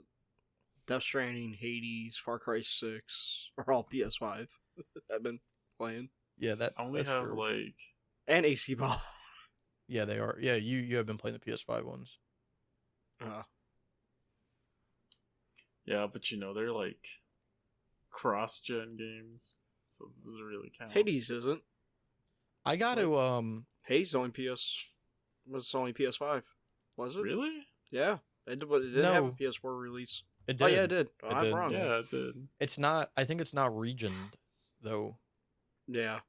It's only like PS4. I don't know how or why that happened, but so I moved my game. You guys know I moved my games down to my basement to make room for my desk, and they were in a spot and they were easy to get to. I went down a few weeks ago when we did Red Dead, Brian and I had to get Red Dead out, and they're literally like in the fucking corner of my basement, and I was like, oh hell no. So I think like this week I'm gonna have to pull them out, because if I start working through my PS3 backlog, like I'm constantly gonna be going through games, because like a lot of these games are like stupid easy. Like the first game I'm gonna be playing is Air Conflicts Vietnam, which will probably take me like 3 days. So like if I'm constantly going through games, I'm not digging in the corner every single time. It's gonna be crazy. Once you start this ABC shit, I can see your completion percentage just fucking going up like mad. Oh, it probably will. I mean, it's definitely going to. It's been going up pretty fast recently because I've been doing like DLCs, and like I had all the Need for Speed games on my account at like a low percentage. I had Max Payne on my account at 1%. I had GTA 5 on my account. So I've been playing games that are just on my account. Why don't you work on, like, you say you want to do like Max Payne and all that, right? Mm-hmm. Well, why don't you work on the ABCs as you're doing it? Like, just switch off between the two, back and forth. I mean, I might. The thing is, like, Max Payne 1 is like really easy, so I can easily do that. That's why I was gonna do that and Twisted Metal back to back, because they're kind of, I don't know about Twisted Metal Black, but I know like Max Payne 1 is like a very easy 100%. Yeah, because Air Conflicts Vietnam will take you 2 days at most. Yeah, it's easy. And then I got to get into the Alien games, but like I already beat the campaign in Alien Colonial Marines on the hardest difficulty, so I just have to like clean some stuff up there. Man, you got some Assassin's Creed coming up soon too. Nice. Yeah, I gotta do 4. Yeah. Which will be fun. I haven't played 4 in a while. I'm not gonna say it's my favorite Assassin's Creed game, but I've been craving playing a pirate game, so it's good. Good timing there. 4 is a great Assassin's Creed game. Oh, don't go there. Now, 4 is probably the best one. Now, Because it's not an Assassin's Creed game. My question for you, Snickle, like, I know we talked about it, but I don't know if you ever made a decision. Like, you got Bioshock 2. Yep. On here. Are you going to do, like, Bioshock 1 and Bioshock Infinite then, too, while you're there? Yeah, I think I'm going to do whatever's in the franchise at the moment, and my anticipation is that it doesn't burn me out, and if it does, I'll probably kind of stagger it. So I would do like BioShock 1, and then after I finish that, I would go down to like the whatever franchise is below it or game that's below it. So then I would do like Okay. Blades of Time, and then I would go up and do BioShock 2 after, and I would go down to I was Bullet gonna Drive, say- and then I would go up to Infinite, and then be done with it. But I was gonna say because Borderlands is gonna fucking burn your ass out. Yeah, I mean, there's a few franchises that I like. One of them is the Arkham franchises, which is only 2 Mhm. games, but if I'm doing City and Origins back to back, I don't know how much I'll be able to handle of that. And then, like you said, BioShock, Borderlands, Call of Duty could even get that way to even though the campaigns are kind of like different and they're short, but Right. it just depends. Like, it depends if I feel like I'm getting burnt out. I'll at least finish the game I'm on, but then the next game I will not do it. I'll move Alright, on to like something and- else. Once you get through like the whole list, like for the PS3, and then are you just gonna finish up any PS3 games that you never started, or then you just gonna start back up at A, and start with like PS4 and work your way down? So my goal is my long-term goal, which I'm hoping will take me. It's probably going to take me a year or two, Mm-hmm. maybe longer. But my goal is my overall goal is to play through ABC my account, everything that I have on the PS3 right now. Mm-hmm. And then while I'm doing that, I also have that list of games where I want to do the multiplayer. And when I get to that game alphabetically, Mm-hmm. I'm going to do the multiplayer for it. So for instance, like BioShock, like I'll probably play BioShock 1 and we'll organize to do BioShock 2, but like I wouldn't worry about it until I got to the second one, if that makes sense. But like there may be games that aren't even on my account right now, but I want to do the multiplayer. I would do them now because I'm trying to get all the multiplayer done. So like Right. trying to think of like an example off the top of my head, but I can't. But I don't know. But if I get to a game where I would need to do the multiplayer, but it's not on my list, I'll do it. And then also platinum it. And then once I get through everything, which again, like I said, will probably take a few years because it's a shit ton of games, I will then go back and work through ABC, like basically games that didn't have multiplayer trophies in my PS3 backlog. And like, I'm obviously not going to be doing, the reason I'm saying it's going to take so long is I'm not going to be doing that, like specifically just that. I'll obviously be playing my PS5 and other things, and if we boost anything, like I'll clearly be doing other things, but the overall Right. goal is to get through everything on my list ABC or that has multiplayer that I still want to do ABC. For instance, when we get down to Q, we want to do, what is it, quantum theory waves? Hell yeah. Like we'll do quantum theory, or like when we get down to, or I don't know if it's, I think it's under R, we'll do like Riddick. Like we'll do those games when we get down to them, ABC. Like I'll try to organize them, but like I won't worry about it until I get down to that time, or unless the servers go down. Obviously, there's an announcement of a server shutdown. That's kind of my goal. So All right. So it's going to help my completion percentage because I'm going to mainly be doing things that are on my account right now that I've already done the multiplayer for. So I'll basically be like finishing up everything that I've been working on for the past like 3 years or however long it's been since I started doing like strictly multiplayer. I don't even know how long it's been. I think I did Burnout Paradise around that time, 2017. So holy shit, like 4 years. Man, So, it's gonna be crazy once we start seeing these fucking games start getting done on your list. Can't I wait mean- to see you finally finish Killzone 2. Killzone 2 3 years later, however 4 years later. I think it's 4 years actually. I can't wait to Be watch like, them. did this game come out? I mean, did this game lose its servers like 1,000 years ago? Yeah, I'm waiting to put the Can you platinum still video do up where Guitar I'm like, Hero 5? no, I can't because Damn. retro. But Oh yeah. I want to do. There's like a few like instrument games I want to do, mainly Rock Band because it's the only one that's still up. I need to organize with Simon to play it, but yeah, I don't know. It's gonna be a big task, but I'm excited to do it because I'm actually gonna start, like you said, I'm actually gonna start like finishing stuff. Like I have like a shit ton of games that are just like chilling there. That have just been chilling there. I was also gonna add like Vita games in as well because I did Killzone Mercenary. I was debating if I wanted to do like Need for Speed Most Wanted, like getting the multiplayer done for that at least. So I don't know. Kind of up in the air with that, but that's my overall. I can't wait to watch you finish Puppeteer. My overall goal. Yeah, I streamed that for a little bit a few years ago. Never went back. I forgot you did that game for a little bit. That was when I did the random number generator. That one popped up. Yeah, it was one of the ones that popped up. My worst idea out ever. of Broforce. Yeah, we don't talk about that. That was a random number generator. No. That was a fluke in the system. Oh, Someone rigged it. Snickle was like, "I'll do any game that pops up." Then it was Broforce, and he was like, well, "What about the next game?" Let's roll it again, dude. Then it came Broforce. typo or whatever came up.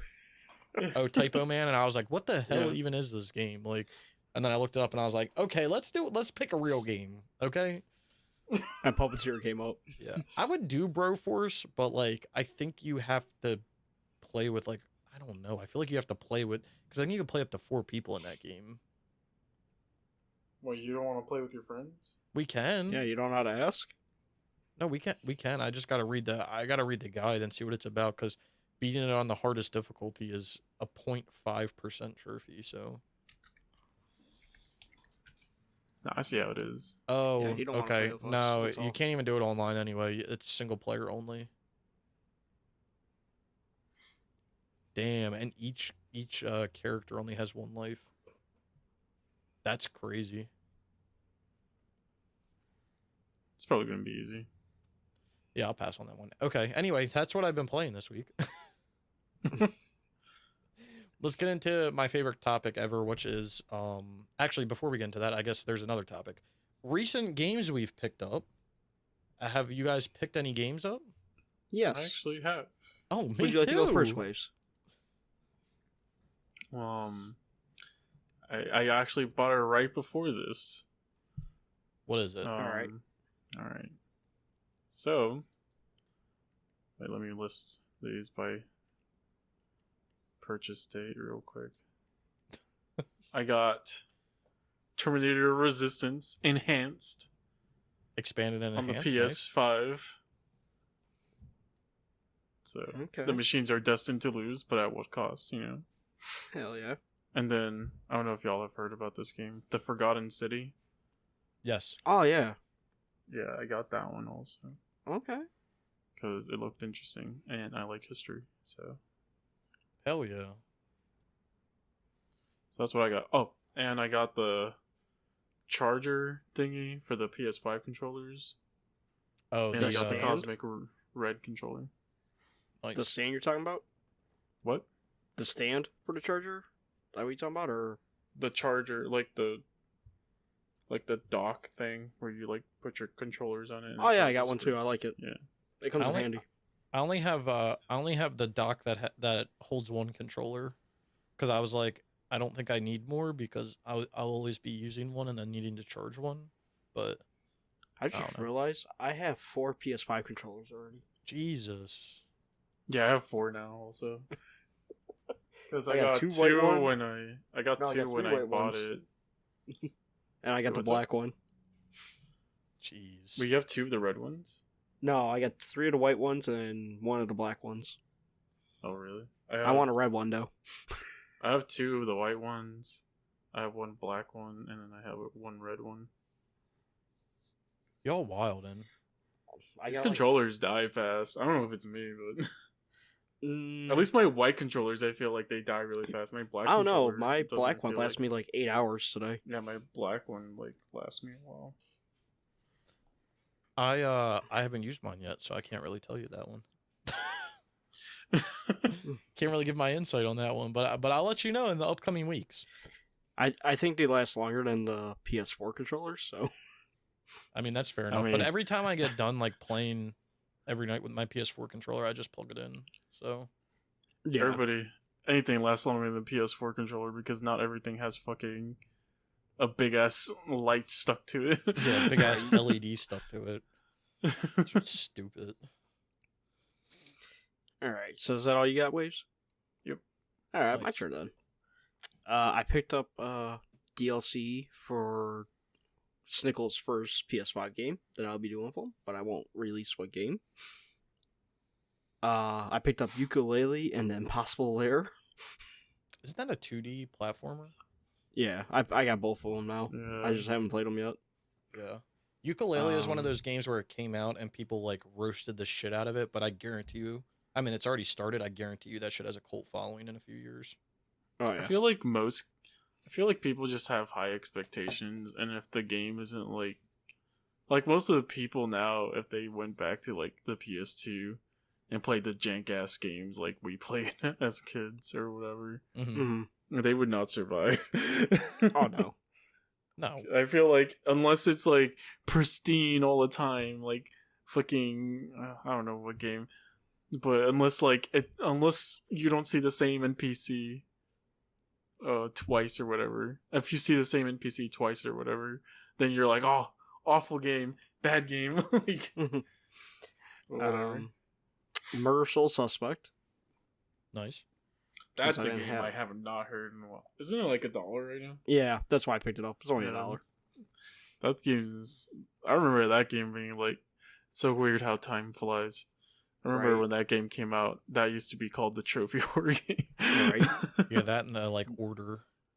Yeah. Cyanide and Happiness. Well, we knew that because I got the platinum in it. Mm-hmm. And then this one is for you, Snickle. Assassin's Creed Unity. Hell yeah. The best Assassin's Creed. How much did you pay for it? It was like on sale for like $8, $8. Did you have to pay for the DLC? No, I think it's free to everybody. I remember it was free, like when we got it. I think they just made it like an update because you should probably check on it, Brian. But I think it's probably just an update because they gave it to everyone for free because they fucked the game up by launch. Who knows? Hey, that's a good game though. I might have to re-download it to help you with the. I think there's co-op stuff you have to do. Hell yeah! I'm down to get on also. That's a fun game. Best friends ever. Just have to find it. Yeah, I got to move my games around in my basement so I don't have to, do a workout every single time. It's a game I have not played in a while. Oh, there's only one DLC pack. Okay. Yeah. Dead Kings. Yeah, sounds good to me. Which was supposed to be paid, but then Hey. people were. I think there's a thing in there where if you download the thing or whatever, you can't sue Ubisoft for the state of that game or something like that. The fact that people were suing them is kind of stupid because, you bought it, just return it. Yeah. You thought it was shit, then just return it. Like you can get most places have money back guaranteed, so just return it. It's not fucking can't rocket wait to science. play it. It's a great game nowadays. I'm telling you, Brian, I'm not even joking you. It's like one of my favorite Assassin's Creed games. It's like in my top 3 favorite Assassin's Creed games. After I get Valhalla done, I'm gonna try to go. I don't know how I'm gonna do the Assassin's Creed series yet, but I at least want to do just one at a time with that. The only advice I'd give for that game is buy the I think it's like $1. Buy the thing where it shows you all the chests on the map. Yeah. Okay. Yeah, I will say the one thing that sucks about that game, which is probably why I didn't mind it, is there are 300 collectibles, but they're kind of close together because the map is so dense. So you don't have to run 3 miles down the road to pick a chest up. See, 300. You say 300 collectibles. Ain't shit. I did Psychonauts 2, and that had 500 or more in there. So there you go. I mean, you already prepared for it. But I don't know. That's in my top 3 favorite Assassin's Creed games. That, Origins, and any of the Ezio games. Preferably probably Brotherhood, but yeah, once I get through most Brotherhood's of my backlog, my favorite, or the games I have started, then I'm just gonna go through and go oh, well, I already started a game in that series. Let me move to another game in that series, and slowly do it that way. Yeah, you could do the PS4 Assassin's Creeds, or you could do the PS4 ones and alternate them, so you're not doing the RPG ones back to back. I mean, I don't know. It's just. Oh no, I'm not doing those RPGs back to back. I'm going to go probably Valhalla to Assassin's Creed 2 or something. Yeah, you got to do AC2 and then Odyssey and then Brotherhood and then Origins isn't bad. I mean, it's still a Oh no, I like Origins. still a long ass so. game, but like at least it's got a good story and location. Exactly. And everything. I mean, Odyssey's location's kind of dope, but Odyssey itself is not dope. No. But that's everything I picked up. Nice. I picked up a few things. Oh shit. Oh man. So I picked up Tokyo 2020 Olympic Games. Why? I had to start with the shittiest one, you know, just because. Well, it was on sale, and I just think it's funny because the Tokyo Olympics were in 2021 because of COVID, but the game is still called Tokyo 2020, so that's pretty cool. I picked up F1 2019 on the PS4. I picked up a new copy because I want to test it. F1 2011 because that's the one that had the code that was like fucked up. So I want to see if I can. I want to see if I bought a new copy to see if the code on the inside works because that worked with another game that I bought, which I do not want to disclose. That has like a super rare DLC. So like I'm hoping that might work. Okay. I don't know because typically those codes have expiration dates, but they don't actually expire. It's like the weirdest thing. And then I picked up, which I didn't even know this was a thing, but it was literally like $10. I picked up Unravel, the Yarny bundle, which is 1 and 2 physical. That's a thing. Yeah, apparently. And then I also picked up, which I kind of want to play, partially because Sasha was playing it, but Little Nightmares, the complete edition. That does look fun. Little Nightmares is great. Yeah, I kind of want to play it, even though like it's past spooky time. Like I kind of want to play it just because it looked like a fun game, and it seems to be like very short. So Everybody should play that game. It's a great game. So Probably the best game.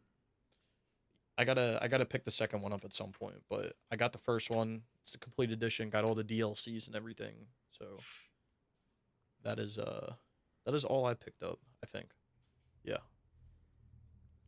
That's what's up. So yeah, we're making progress this week. We making purchases this week. It's crazy. Look at us. It's like it was payday this week or something. Well, every week's payday week for me. Shit, mine was it? I am jealous. Mine was technically last week, so yeah. Mine was this week. Well, I guess I get last paid week, every Wednesday. Not I. Mine's. But I had to slow down my purchases because I got Christmas shit to buy. So Yeah, I'm not going. I went ham last year on Christmas. I'm not doing it this year. I didn't buy nobody shit last year for Christmas, so I gotta I do it this year. I probably spent like $2,000 last year. My Holy presents was fuck. my Christmas gift to everyone. Your That was presents. a good Christmas gift. Yeah, I'm telling that same thing to people this year. I'm gonna wrap up I'm gonna give people a card and say I'm here. That's my present. You're lucky I'm here. But I think this year people will probably ask for an actual present.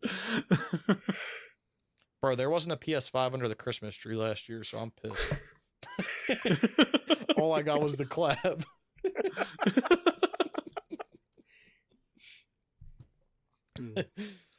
All right, let's talk about this topic because we have to. But I guess we don't have to, but you know, we try to be informative around here, so we like to give a little bit of information. We're not that good at it, but yeah. Yeah, we just be talking to talk. But server shutdowns. I don't think there's been any updates, at least from what I've seen. But you have November 17th, Dead by Daylight, the Stranger Things DLC is getting delisted. Madden 17 on the PS3 and PS4 is going down on December 7th. It's already unobtainable, though. NFL Blitz on the PS3 is going down December 7th as well. Hardware Rivals is going down December 8th. Now, I want to check something because someone told me the other day when I was streaming that Hardware Rivals apparently is already fucked. And I don't know if that's true. Really? Yeah. The 17th. Yeah, looks like they already shut it down. So, Damn. yeah, that's shut down. or it's having issues, I should say, because I only looked at one trophy, but it seems like people haven't earned trophies since the 17th of October. So, rip, if you were trying to go for that, that is the biggest kick in the nuts that you can do right there. Say you're shutting the game down and not put it down on the date that you said you were shutting it down at. Don't worry, you probably shouldn't have been going for it in the first place. No, you really shouldn't have. That is a dumb game to go for nowadays. December 16th, Grand Theft Auto 5 on the PS3 is going down. December 31st, NBA 2K20 on the PS4 is going down. February 22nd, Destiny 2 on the PS4 and PS5. The Forsaken DLC is going to be quote unquote vaulted. But they'll probably adjust the trophies because they do it for everything else. Also on February 22nd, One Punch Man, a hero nobody knows, is going down, but it has no online trophies, so not sure how that's going to affect the game. March 1st, WWE 2K19 is going down on the PS4. Wait. I'm reading this right now. It says in parentheses, I had not seen this. It says online modes tied to online trophies were already shut down last year. So what the hell else are they shutting down? What? Bro, what is 2K doing? Like, they gotta be some of the dumbest people. Like, what is happening? Like, not even 2K Take-Two. Like, what are they doing? The only thing I can think about is, like... character creator or something? Leaderboards or something. Leaderboard, I guess, yeah.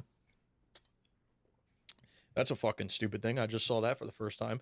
May 31st, MGS5 Ground Zeroes is going down on the PlayStation 3 and PlayStation 4.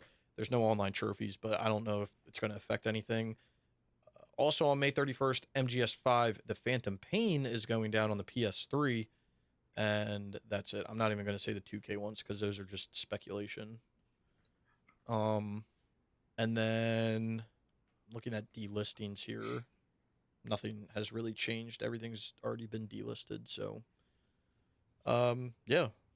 No changes, no new server shutdowns. That's what I like to hear. Makes me feel good at the end of the day. But with that out of the way, I think that's the longest introduction we've ever done in the history of the Rogue Hunters podcast. Good for us. We can get into the actual meat and potatoes here, which will probably not actually be the meat and potatoes, but we're still going to say it's the meat and potatoes. And that is our topics.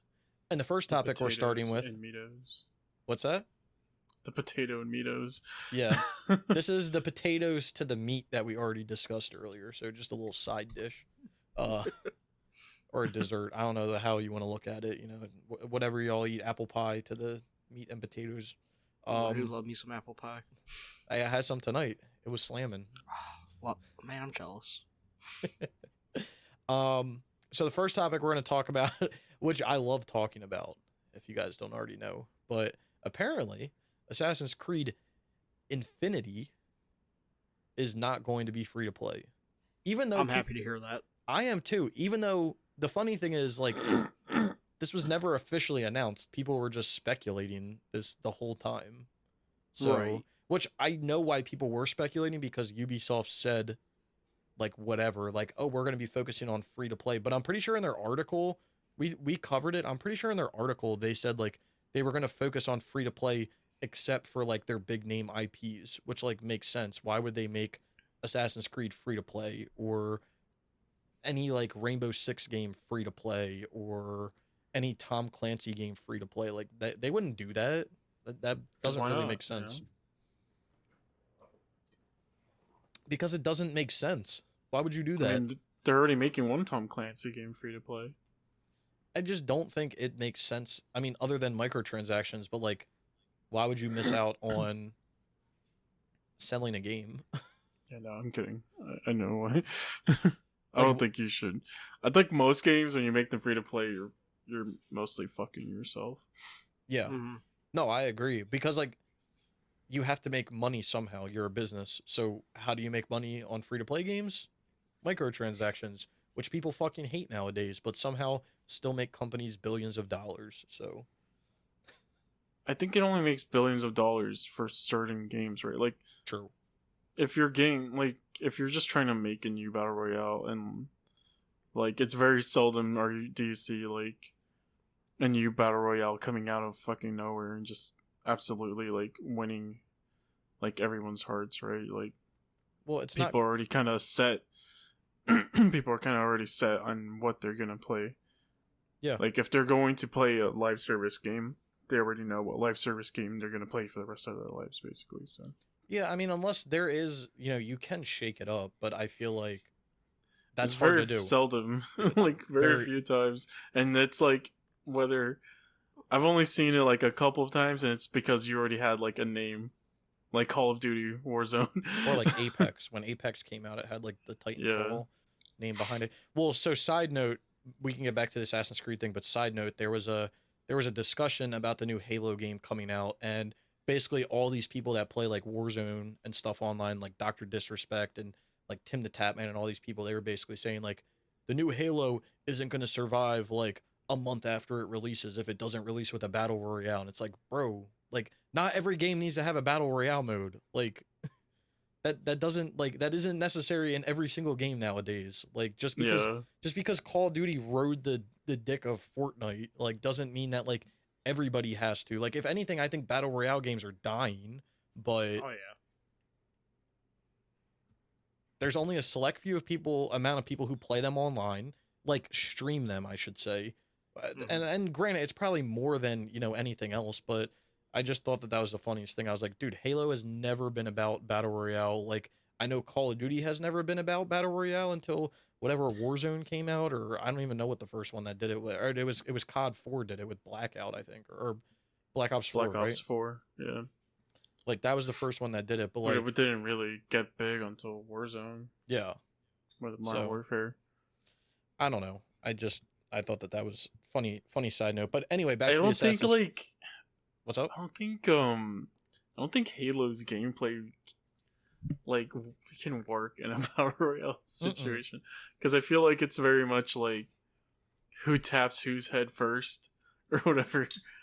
And like you can kind of say that about every other game, but like every other game, it's kind of like a fast TTK, right? Like time to kill. Yeah. And with Halo, it's like it's a very slow time to kill. So like that's kind of I don't know. It just doesn't make sense to me, and like the guns just wouldn't really work. Well, I was gonna say that the way that I look at it is like the same way. Like when you look at like Call of Duty and stuff, because I played like Black Ops 2 a shit ton back in the day, and even like MW2. Which by the way, I heard they're making like the next MW is gonna be MW2. I swear to God, if they ruin the name, like I'm gonna be pissed. But when you play those games, like you played the online to progress and unlock like attachments and things for guns. So like it makes sense to play like a battle royale where like when you're playing, you can pick up guns that have like random attachments and shit like that. Like that stuff makes sense. You don't really have that in Halo. It's not really like that. And maybe it'll be evolved in this one. I don't even know which one's coming out, but like is it It's Infinite. I was gonna say, is it Halo Infinite? I don't want to say the wrong thing, but like I didn't really play a lot of Halo, but I did play it back in the day, and like I agree with you, Waves. It was never about like how fast you can kill someone or whatever, or like it's a very strategic game when it comes down to it. So where like Call of Duty is just about like, oh, I'm spawn camping or I'm hard scoping or whatever the hell the kids say nowadays. Like there's no like it wasn't really like it wasn't necessarily a team based game when you look at like very high level people playing online. Yeah. Because like you said, you have very fast time to kill. So like if you were good at the game, you could take down 5 people in the snap of your fingers. Or if you had the right attachments, or you had this, or you had that, you could easily do that. You can't really do that in Halo. But back to Assassin's Creed. I'm glad that this is not going to be free to play. Just makes me excited. But I just hope that they move away from the RPG style. I would even be fine if they go back to the way that Unity is set up with like gear and everything like that. But it plays like old AC where you don't have necessarily like necessarily an overall level with a skill tree and stuff like that. I think that's like kind of annoying. I would be fine if they did like a power level that was like based off your gear, which maybe is like what they'll do. And like as you level up and get different gear, it has a higher power, like kind of like how Destiny is set up, and like I guess Borderlands is probably set up the same way. Like a looter shooter kind of. I think that would be a cool concept, but I don't know if they will, just because I think the RPG ones, at least the worst ones of the RPG ones, were received very well by general gamers. So I'm like curious more about like how they're gonna make it, because it is still a live service. Is that's like 100% confirmed that that's still is happening, right? So I'm just curious on like how they're gonna do that, which makes me kind of want to. I know I said I might not buy the next game, but like now I'm like curious, so I might buy it. well, part of me But like the one after this, I don't know. yeah, I think the only way I can see it being, well, again, and it depends what kind of live service we're talking about. Are we talking about something where like every 3 months we're going to get a major update that progresses the story? Like, what aspect of a live service are we talking about here? Are we talking about a live service in the way of like I was saying, like Destiny, where there's gear and stuff, and every day you log on and there's going to be a guy that gives you a daily quest, and you're going to be able to, and it's going to have co-op again. Like, what aspect of live service are we looking at here?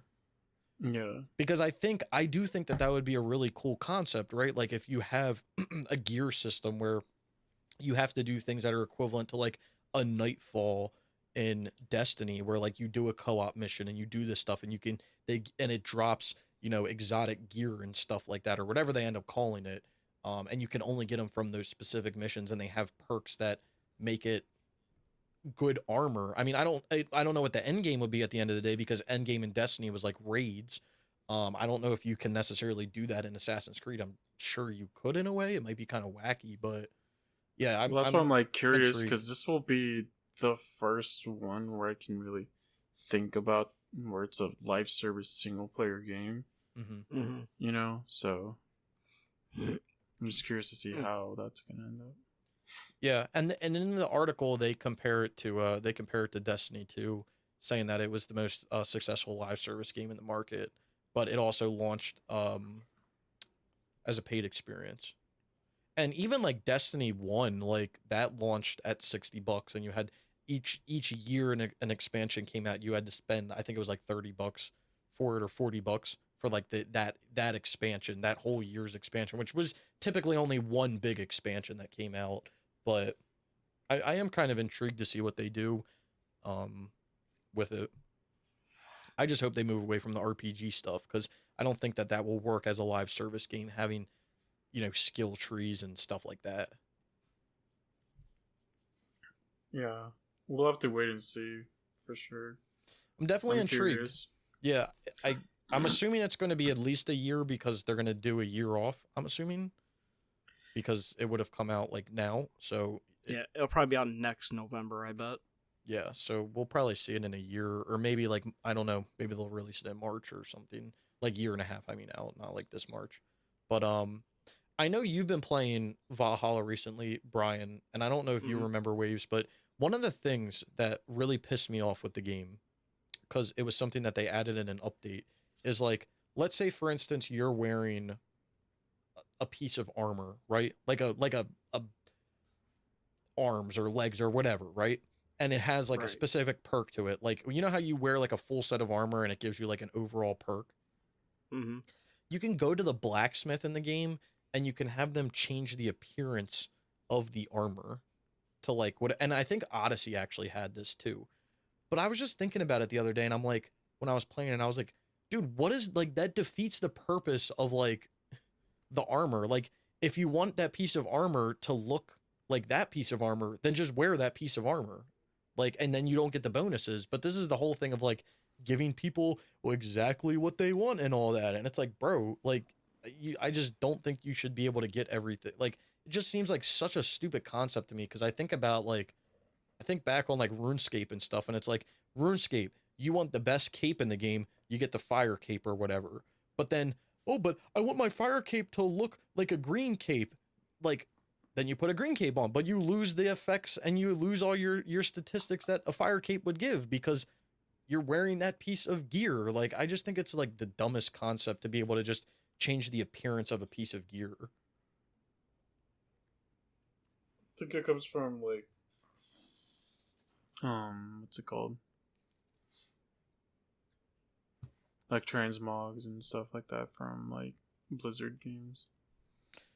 Well, I would be fine if like you could I would be fine if you could re-roll gear, right? You might be able to do this. I don't even know. I only played the DLC. But like for instance, the DLC, I got a scythe, and I don't know if it's specifically tied to that scythe or it was just like a random roll. But like every time I got a light or heavy finisher, like combo finisher, it would set my weapons on fire. And I was like, yo, that is like that's awesome. That's like an awesome modifier to have. And then I'm like, but like, can I re-roll and get that on another weapon? Or like, is that random? Is that tied to just that weapon? Like, I don't know. So like I just kept using that scythe because I was like, that's a dope ass like modifier to have. So like it makes sense to be able to like re-roll things if you want it that way. But at the same time, like I also feel like, and maybe this is like the Destiny 1 coming out in me, but like when you got the Gallahorn dropped in Destiny 1, every Gallahorn was the same. Every Gallahorn had the same stats. It had the same this, it had the same that. And then they started adding like, well, you can get the Gallahorn with like different modifiers or stuff on it in like Destiny 2. And it's like, but then that defeats the purpose because then you're just sitting there and you keep rolling for like, I got to get the one with the plus whatever. And it's just like, I don't know, seems like unnecessary because then it takes away like the uniqueness of that item. Yeah, I get you. Because then you had people rolling legendaries that had better perks than exotics, and it's like, well, then what's the point of exotics even existing? Yeah, I think that's just an artificial way for them to like keep player engagement. Yeah. No, it makes sense. It makes sense. I just think it like defeats the purpose of like an item, because then that item is not that item anymore because it has different perks and stuff.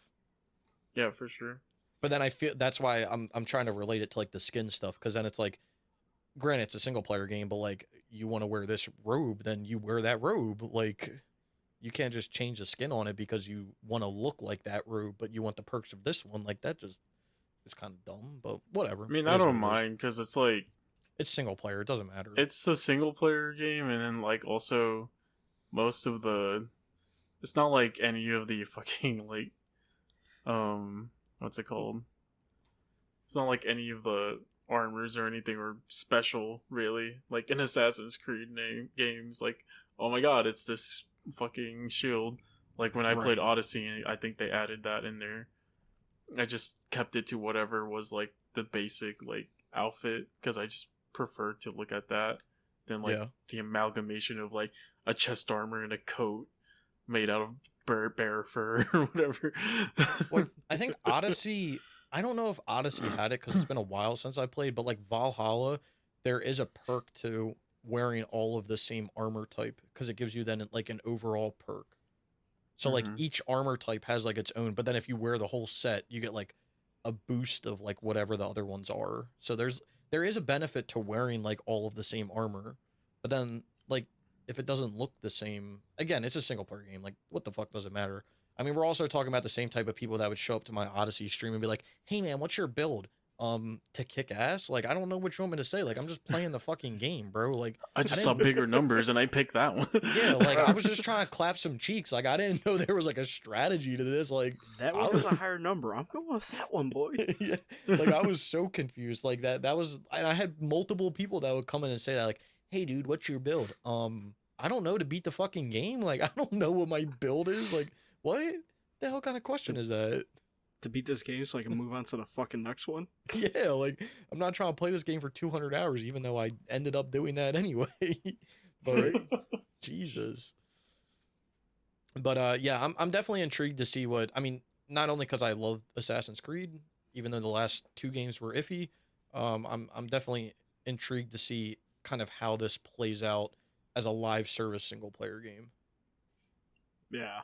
Because me thinking live service, I always tie live, even though they say it's a single player game, I always tie it to online in some aspect, because you can't have a game that's just single player and live service, because there's no purpose of doing it. Like Valhalla and Odyssey and stuff already have aspects of live service where like they have quests that update every few days, or items that you can buy from those like kid merchants with your opals in Valhalla that like the stock updates every few days. So like they kind of already have aspects of live service in Valhalla. So if they're openly trying to push this as a live service game, like what's the next step they're taking other than just like those basic live service features that they're already implementing into Valhalla.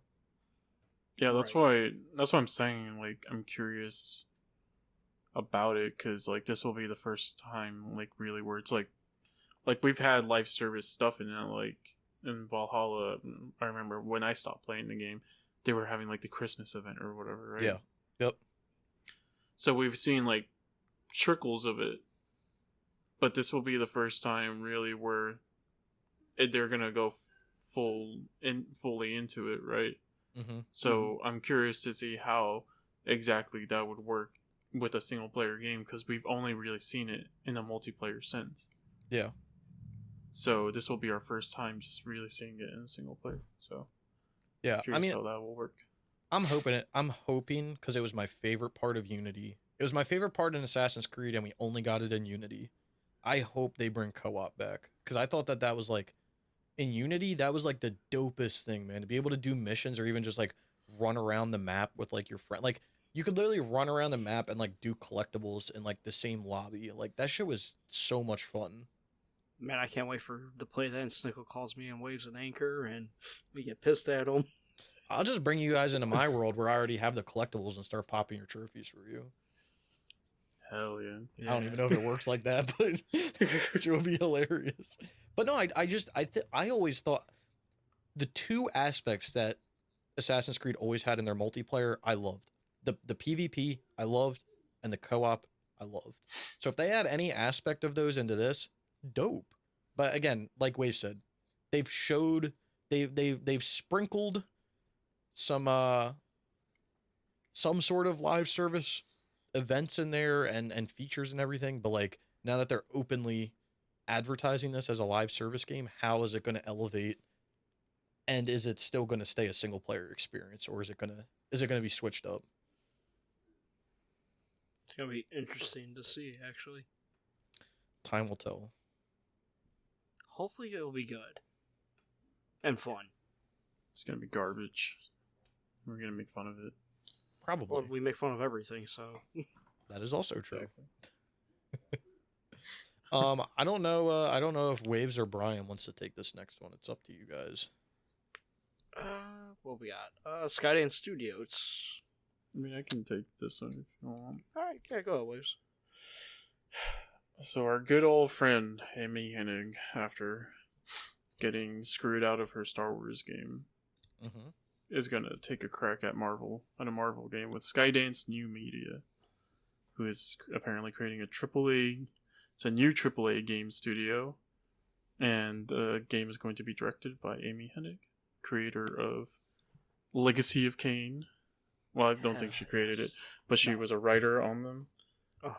And then love that woman already. She created the one that we all know and love. Well, I don't know about love, but we all know. Uncharted. I don't know what game you're talking about. Unfarted? Hell yeah. Unfarted. and yeah. I actually applied to the studio one time. They told me no. Feels bad. Well, now I can't buy their game because I'm not hiring my friend. I'm not buying their game. That's fucked up. This Skydance place is kind of weird because I think they own, or like they work with Skybound, which is basically just Telltale 2.0 now. What? Really? Yeah, they're the ones who finished up the last Walking Dead. Oh, okay. Yeah, I'm curious to see how it's going. They're based in Santa Monica, so they definitely poached from Santa Monica studio and the Initiatives studio. Yeah, I wonder which Marvel property they're taking on. I hope it's Daredevil. I mean, I'm glad that Amy Hennig is finally getting something, because I feel like you said, Waves, she's literally been screwed out of everything ever since Unfarted finished. She's literally been screwed out of everything. So, well, she even got screwed out of Unfarted 4. Yeah. That was supposed to be her game, and they took it from her. Yeah, that's what I'm saying. She's literally been screwed out of everything since Uncharted 3, or Unfarted 3. So it's kind of sad. And I honestly think like if EA didn't screw her, we would have gotten like a Star Wars 1313-esque game from them. But man, which they fucked that one up. I'm guessing that game is just completely dead now. Like I think they said before that, I think it was Massive Studio or something, got like the remnants of it. Mm-hmm. But I think that game's just dead now because I think that studio is now working on the Dead Space remake. So it's just a shame because, I mean, whatever. It is what it is. We're definitely gonna get more Star Wars games, and hopefully we'll get something that's cinematic like that. But you think Sony Santa Monica is gonna make a Mandalorian or Bounty Hunter game? I don't know. I know Brian says he thinks so because of what Corey's been like tweeting, and there is that rumor that like Santa Monica's working on like some space epic game. But like funny. it doesn't seem like they're willing to make a Star Wars game exclusive yet. Right. That's my only thing. Like we've now seen at least 4 Marvel games that are exclusive. Yeah, you're right. Mm-hmm. Right. We haven't seen an exclusive Star Wars game. Yeah, I mean that is true. The only like Lucasfilm thing that is still kind of up in the air if it's exclusive or not, and I feel like it's not going to be because it was made prior to the bought out. Probably is the Indiana Jones game. Yeah. So I mean, I don't know if they would go fully exclusive, but maybe Sony Santa Monica isn't going to be the ones that are developing it. Like maybe Corey Barlog's like working with somebody or like some other studio. Corey's still working at Santa Monica though. Yeah, but maybe I don't know, maybe he's doing something in the background. I just think I think it would be hilarious. Working, I know, because like he stopped working on God of War to work on the new project at Sony Santa Monica. Mm-hmm. That's his new directed game, like the game he's actually directing. Yeah, that's his new baby. Yeah, that sure would be hilarious because he was trolling people when the Mandalorian season 2 was out, and he was like, that shit was so funny. And then if it actually turns out to be true, but I don't know, maybe it'll be a game, maybe Sony Santa Monica will make it and it'll be like cross-platform just because they're like, hey, bro, this shit's fucking Star Wars and we make bomb-ass games. Like, we can make a killing over here if we can't get an exclusive deal. Yeah. I don't know, though. I would be down for, like, a Naughty Dog or, like, Santa Monica Star Wars game. I would also be down for like a Capcom Star Wars game. Like that would be kind of give Itsuno like so like they can make like a good version of Force Unleashed. That would be dope. That would be dope to get a Force Unleashed 3. Well, wasn't there like talks about like Force Unleashed getting like a remaster or something? That I don't know. I mean maybe it was just whispers, but I thought I heard something about that. I just don't know why they haven't I mean maybe someone is, I don't know. But I agree with Corey Barlog about how no one has capitalized on like Mandalorian or just like bounty hunters in general, other than Bounty Hunter. It's kind of crazy how long we went without like a good influx of like Star Wars games. Because I remember like on the PS2 they were fucking everywhere. Yeah. And then on the PS3 it was like what 5 games? Not even. And on the PS4 was fucking 2 games. Well, so 3 games. So PS. Oh shit! I clicked on the wrong one. So I'm talking about like real games, not like the pinball stuff. No, I know. Right. So PS3, I'm pretty sure was just like 2 because unless you count like the Clone Wars one, it was 3. I would count it. Yeah. If you actually want to count it, it was only 3 because you got the 2 Force Unleashed games and then you got Clone Wars, and then PS4 was like, I don't know. PS4 was kind of jumping in a way because they did do a lot of like ports. Like Asper did the Jedi Knight 2 and Jedi Knight ports, along with we got like Racer Revenge, Jedi Starfighter, Bounty Hunter. But they were just I'm talking more like ports. New games. Yeah. They were just which ports. like I guess the PS4 was more jumping because there was Battlefront 1, 2, Jedi Fallen Order, Squadrons, which is more than like the PS3 can really say. Yeah, but to be fair, like the first half of the PS4's like life cycle, we only got Battlefront 1. Like they were really slacking, and then like I think I don't know if like Disney came down on EA and was like, "Bro, we about to take this shit from you," and they were like, "Oh, I guess we should start making a game now." And then they put out like Battlefront 2, then we got Jedi Fallen Order, and then Squadrons like kind of came out of nowhere, and then they made like then they started doing all those ports, like Asper did the ports, and then we got Republic Commando, and then Vader Immortal came over to the consoles. Like it started to get jumping in the second half. Mhm. Like they Well, got Jedi Fallen Order, I think, only happened because Respawn basically they made Apex Legends, and then they basically just had EA by the balls. I mean, good for them. Because But- like that game broke like every EA rule that there is. Like EA forces everyone to use Frostbite engine. That game was made in Unreal Engine 4. It's a single player game, and they were pretty much given like all creative freedom to do whatever they wanted. You know? Yeah. No, it's kind of crazy. But I'm not gonna lie, they had us in the first half, but Yeah. but it's been kind of jumping. I'm just waiting for what's to come next, because we know Ubisoft is making something, and hopefully we'll see other things. And then we keep getting like, and then obviously KOTOR remake, but I'm assuming they're gonna also port KOTOR, because like isn't it coming to Switch or something? It's already out on the Switch, I think. So maybe on the PS4 or 5, I don't know, but like Yeah, I don't understand why it's only on Switch right now either. yeah, it's kind of weird, but I don't know. We Well- definitely gonna be seeing more, that's for sure. Oh yeah. But my question is, what Marvel game would you guys like to see? I don't know. I'm kind of like, I just kind of don't know a lot about Marvel, honestly. Yeah. I'm in the same boat. I'm thinking it's gonna be X-Men, maybe. I feel like that would go under Sony now, though, with Wolverine. No? Maybe. A new Avengers, but that could be different. I don't know. It's hard to tell what this could be. Captain America. Then Squeenix got, they got Guardians of the Galaxy, Mm-hmm. which I might get since apparently it's good. Well, what is the I guess something that would be interesting, because isn't it like, is it out or coming out, is like the stuff that's centered around like the Eternals? Yeah, That would- that's big right now. Movie. That wise. movie's out already, right?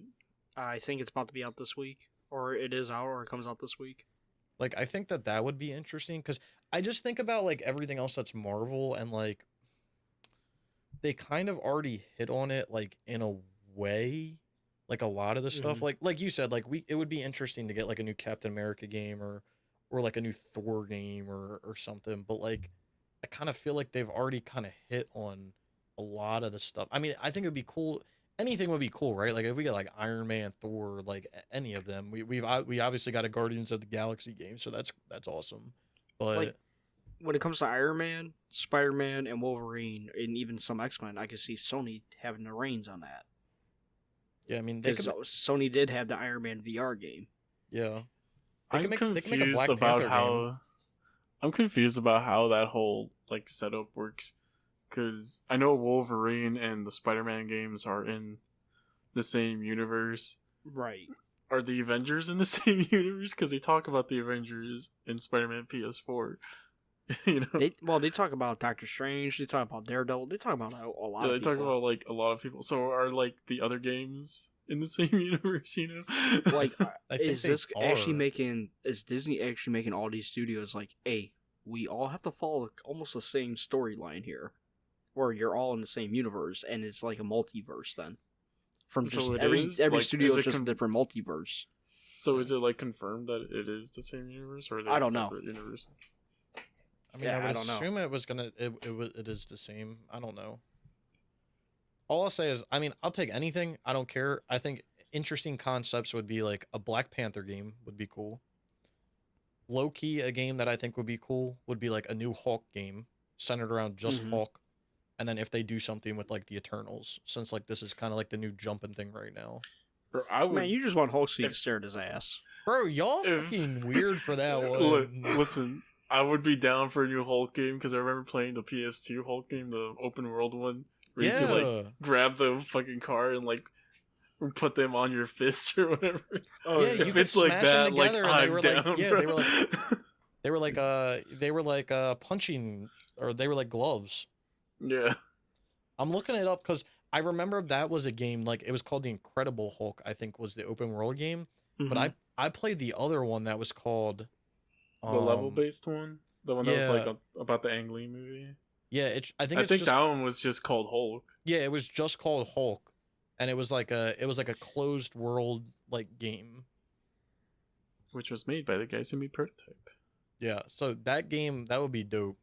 That would be dope to do. But even if it's like an open world game, I think it would be cool to just have like a game centered around Hulk, because the only time we've seen Hulk recently is in the Avengers game.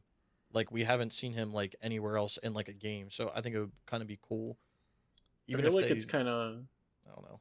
Sorry, what? No, you're fine. I'm just thinking out loud. Like, I don't know what they'll end up doing. I feel like it's hard now to think about, like, unless you're like a super Marvel fan, I guess, to think about like what characters you want, because now we have like preconceived ideas of what Marvel characters are, at least when it comes to the movies. Yeah. Or whatever. Like like my girlfriend, when she saw the Guardians of the Galaxy trailer, she was like, I can't do this. This isn't the Guardians of the Galaxy to me, or whatever. Like the game? Mm-hmm. Yeah, like the game. Yeah. I mean, I feel it. There's definitely like diehard fans.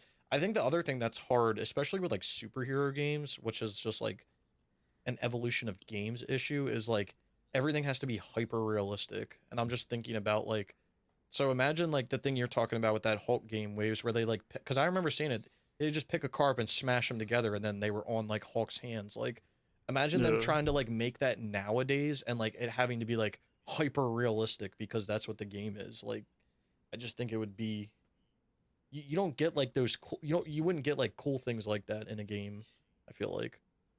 Yeah, definitely. We'll have to wait and see.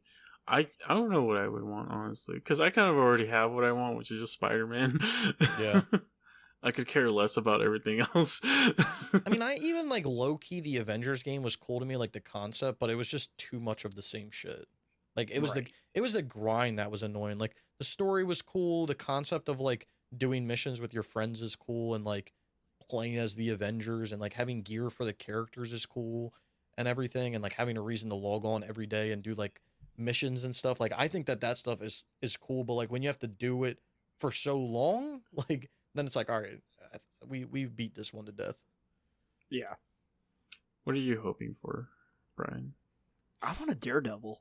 A Daredevil game? Hell yeah. I would like a Punisher game, but only if it's rated M. It has to be rated, yes. And I want executions like a motherfucker with that. I mean, honestly, since it's by Amy Hennig, like, I'm gonna make an assumption that anything that they put out is not going to be open world.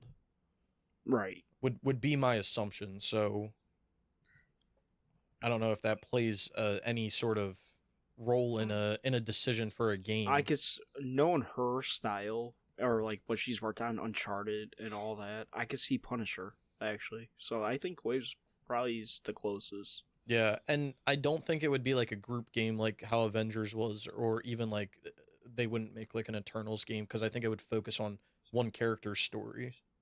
Right. Mm-hmm. It's just kind of cool. Like, I've never actually seen, I don't know what these guys have made, Skydance, but it's just kind of cool seeing like more established kind of people get a crack at like these IPs, you know? Mm-hmm. Rather than like back in the day where it was like no name studio doing it, which like I don't care for that, honestly, because a lot of those games were awesome back then. I don't know if y'all ever played the Ghost Rider game on the PS2, but that game was awesome. Yes. That would be fun too. Yeah, that would be kind of cool.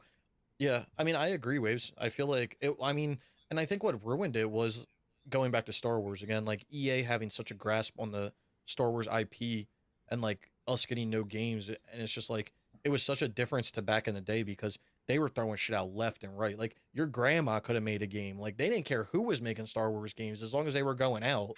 Like, and I think we got so much variety and so many good games from that. So I'm looking up what games.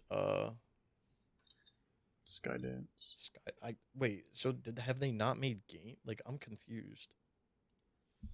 Let's see, Skydance, new media. I looked up. Oh, here. Oh, they haven't. They were founded in November 2019, led by Amy Hennig. The studio's first game will be Forspoken, due to release in 2022. And I thought Luminous Studios was working on Forspoken. Same. Oh, apparently it's They're them. probably like a. They're probably like a. It's developed studio on it. So, it's a game developed by Luminous, part of Square Enix. Why? Yeah, so they're probably like a support studio on it. Yeah. Interesting. Because this makes it sound like it's their first game, but it's probably the first game they're working on. But Forspoken looks dope. It does. Looks awesome. I can't wait to play that. Luminous Productions, bro. Just... They made FF15 and then we're like, let's make our own game. Hell yeah! They said we kicked ass. Well, since she has a story background in Legacy of Kain, give me a Legacy of Kain, girl. Well, I don't know if Marvel owns Legacy of Kain. They could fucking buy it. You gotta go to Squeenix for that. They could fucking buy it. I just would love to see like an actual like not open world game. We need a good vampire game. Like I want to see like a good linear game. Like, and I think that Marvel's what's it called that just came out? Why can't I think of it? Guardians of the Galaxy. Yeah, Guardians of the Galaxy. People are like saying it's Uncharted-esque because I'm assuming it's linear. A lot of people are saying that game's like low-key good. Yeah, I mean, I just think that the overworld, like open world genre game is just overplayed now. Yeah, for sure. I just hope we get a gamey-ass game. So. Yeah, true. Me, if you make a whole game, let me have cars as boxing gloves. Yeah. Yes. Hell yeah. Only the best. In this Wolverine game, I better be able to like dismember people. Listen, all they gotta do for that Wolverine game is make it like the Raven game. If you make it like the Raven game, we're all good. You talking about the X-Men Origins? Yeah. Yeah, that game is... if no one has played that game on the PS3, go pick that game up immediately. That game is phenomenal. That game is amazing. Well, I'm gonna be doing like all the Marvel games anyway, so. I mean, it may be expensive now, but X-Men's Origins Wolverine is chef's kiss. You got it right. That game is... Yeah, I do have it. That game is phenomenal. Well, what the hell are you waiting for? Let me borrow that shit. Huh? That was one of the I think that was actually like the first game, like when I made my channel, it was like the first platinum trophy video I ever made was in X-Men Origins Wolverine. Well, like I said, let me borrow this shit. I remember in X-Men Origins Wolverine, wasn't it like if they jumped at you, you could grab them, like just stab them on the spike next to you? Yeah. Could literally just like throw people like anywhere. Like that shit was crazy. There was that one part with the helicopter where you just shoved their head up into the blades. Yeah. Oh, that's such a good game. Why can't they make games like that anymore? Right. Shit, now if they make that game, they got to show all the brains exploding when they hit the propellers and. Now, if they make that game, they gotta make the guy running at you go real slow, and then a big old blue button saying to press circle. Yeah, will turn on. And if you mess it up, then you just die, and they let you restart the QuickTime event. Yeah. Damn. All right. Well, I mean, time will tell on this one too. What we end up getting, but just definitely interesting news. Amy Hennig hasn't disappointed yet. So right. Yeah. Let her make that Star Wars game though. All right. On to the last topic. Alright. You want this one, Brian? Down the timestamp on this real quick, and then we should start on it. Alright, and finally, last but not least, we have Nintendo's online expansion pack trailer is now the most disliked video on YouTube. It's the most Wait, I really? didn't know it was the most one. I gotta click on this video. What's it at now? That's sad. 115,000 dislikes. Wait, but like, I thought Wasn't there a video that had like 1 million dislikes? I thought there was like what? So did I. Maybe it's like Nintendo's most disliked one. That has to be like just Nintendo. It has ranked up to 100k dislikes in just about 2 weeks. Oh yeah, it is just Nintendo because it's Nintendo's online expansion pack trailer is now its most disliked. Right. There we go. The verbiage. Nah, it's wording, but yeah. That's fucking crazy. I know people are upset about this expansion. It's pretty Right. bad. I haven't really played it, but just some of the videos I've seen, like the input lag's pretty bad, and then they added like multiplayer to some of them, so you can like play online multiplayer, like for Mario Kart or whatever. And the online is so bad. Yeah. So I also was like watching and listening to some things about it, and people were complaining about how, which makes sense because you're like streaming it, but they were saying like, if you have like a weak internet connection, like it's basically unplayable.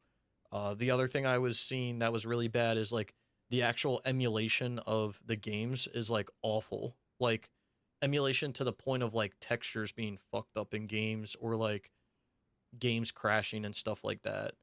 And people were showing like comparisons of like the emulation that like the Wii versions had and then like emulations that you can do like online and stuff, and just like how bad the quality of the emulation is just like disgusting. Like you're better off like illegally emulating the game to get a better experience at this point. I just don't know why they have to. Like, are you streaming the N64 version of the game? I think so. I think it's Like, all. why, I think it's all streamed. I want to say. Well, maybe I don't know. I don't know the details behind it. I know some of it was streamed, and people were complaining that like you had to have like at least 2-bar connection, which makes sense. Like if you're streaming some shit, like you need to have a good connection. But like you need at least 2 bars to make it like playable. But, like, why are you streaming it? You get what I mean? I don't know. Like, I don't know. You guys Maybe it's you can obviously make like Nintendo 64 games work on the Switch. Right. Since you had like the what's it called, the Mario All Stars or whatever with all the 3D games on it, and like I know some people had issues with the emulation on that, but it wasn't like awful. I don't know. I don't know if Where it. it's, like, I don't know if it was input lag. actual like like emulating that was streaming, or it was like the online shit that was going on. But like there was something with like connection issues that was like a big problem. It might have been just the online aspect of it. But like I think the part that I look at that confuses me is like you're providing a service that people are paying for, but someone could go online and emulate this shit for free and get an experience that's 10 times better. Like if someone's paying for this, it should be like the best experience that you can get in terms of like emulation. Definitely. And that's what I don't understand. And like the other part that I don't understand is like, how did you emulate it on the Wii or like the Wii U, the Wii Store, whatever, those versions, but then on the Switch it looks worse than those? Like I don't understand that either.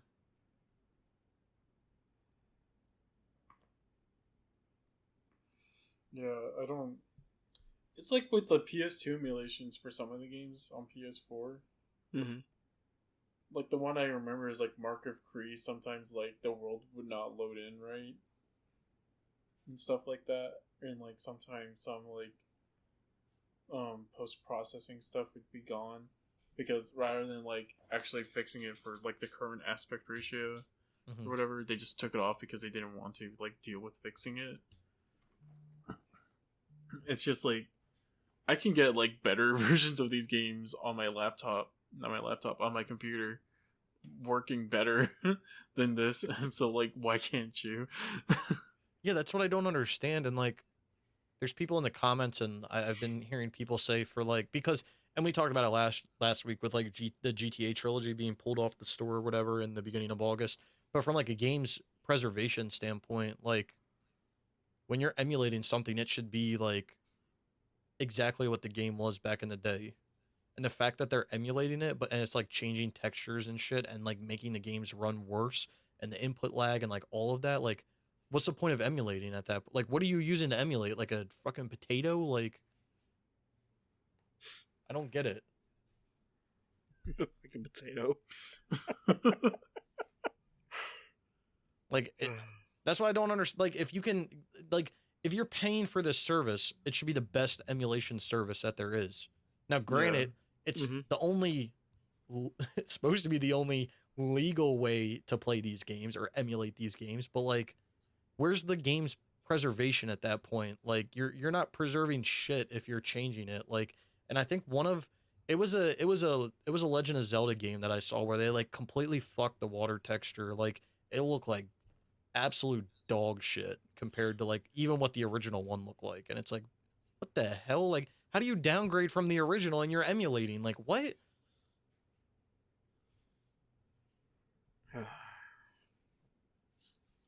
Man, Nintendo makes me laugh because they just wild, man. Like, this is the same company that sold you cardboard. You're not wrong. I almost forgot about that. Holy shit. Like, they literally can sell people anything. I'm glad that, like, people are clapping back because that shit's crazy, dude. And another one that I heard, I think it's, like, new, but didn't they make, like, I don't even know when they did it. It might have been a while ago. Didn't they make it, like, so you could play Mario Kart with, like, remote, like, control cars? And you could, like, set up, like, your own custom tracks or something? And it's like, what the hell is the point of the game at that point? Like, I could just watch that shit in person race around. Like, what? I don't remember that. Huh. Let me see if I can find the name of it. Hold on. I remember the cardboard bullshit. Yeah, they sold people cardboard. Like, they literally can do anything. It's like, called... I could have printed that shit by myself. I think it's called Mario Kart Live. Sorry, I just found something that was about the last topic real quick. I just wanted to say the Amy Hennig one. Oh, what? The Amy Hennig story. Yeah. Okay. What's up? Apparently, there's a rumor going around that Janina Gavankar is working with Amy Hennig on that game, and it's supposed to be a Daredevil and Electro game. Damn, I called it. That's crazy. Brian called it. Yo, he had inside knowledge. He had prior knowledge. Yeah, he had prior knowledge. I'm not allowed to play now. Prior knowledge, not allowed to play. That's crazy though. So we have some direction. But yeah, Nintendo, they selling this shitty emulation. They sold your ass cardboard. This thing that I'm talking about is called Mario Kart Live Home Circuit. So basically what you do is you buy it. It comes, I don't know what it comes with, but you get like an RC car that looks like a Mario Kart, right? And it has a camera on it. And then you can like, it comes with pieces of cardboard, again, you know, very durable. And you can set up, you can set up a track around like your house, right? And then your cart has like a camera, and the camera like streams to like your Switch. And I guess you're supposed to be able to like race your friend, like you're able to like race in person while your friends race online. But it basically like shows like the AI can like race against you with the course that you made. But like, do you watch your cart in real life or do you watch it on the TV? Like, the technology is really interesting, but like, it makes zero fucking sense. Yeah. Nintendo's like one of those people where, one of those companies where they just kind of screw you, but for some reason people just keep buying it. It's just because it's Nintendo. Yeah. You know? Like, anyone else did this to you, you'd be like, what the fuck are you doing? Yeah, like imagine Sony came out and made like a cardboard VR headset or something. Like people would be like, "What the fuck is this? Like this bullshit." Blah blah blah blah blah. Like Nintendo sells you cardboard, and people were like, "Yo, this look what I could do with this cardboard, bro. I could put this shit together." Like This is amazing. People act like that was like the next best thing since like sliced bread. Like, bro, this shit crazy. I don't know, man. I don't know. All I know is the fact that they're charging people for this emulation service that's actual trash is like disgusting. Like it's so disgusting. But hey, man, people gonna buy it and people are gonna use it. They're gonna get away with it, and it is what it is. Can't do anything about it. Right. All right. Well, you guys have anything else you want to add? Buy Castlevania, buy a Lost Judgment, so like that I can get more games that I like. Always tip your waitresses. Oh, and buy Devil May Cry. 15% is for the tip. Yeah, 20% if you're feeling good that day. Hell yeah. And if you don't know how to do that, you take your total, move the decimal place 1 to the left, and then double it. There you go. Quick math. If you don't know how to do that, give them all your money and go back to school. That's also a good tip as well. But thank you guys for listening. Hope you have a spooky Halloween. But I'm going to go take a shit. I'm going to take my last shit of October. October's over, man. I was pretending like I was. Not in his mind.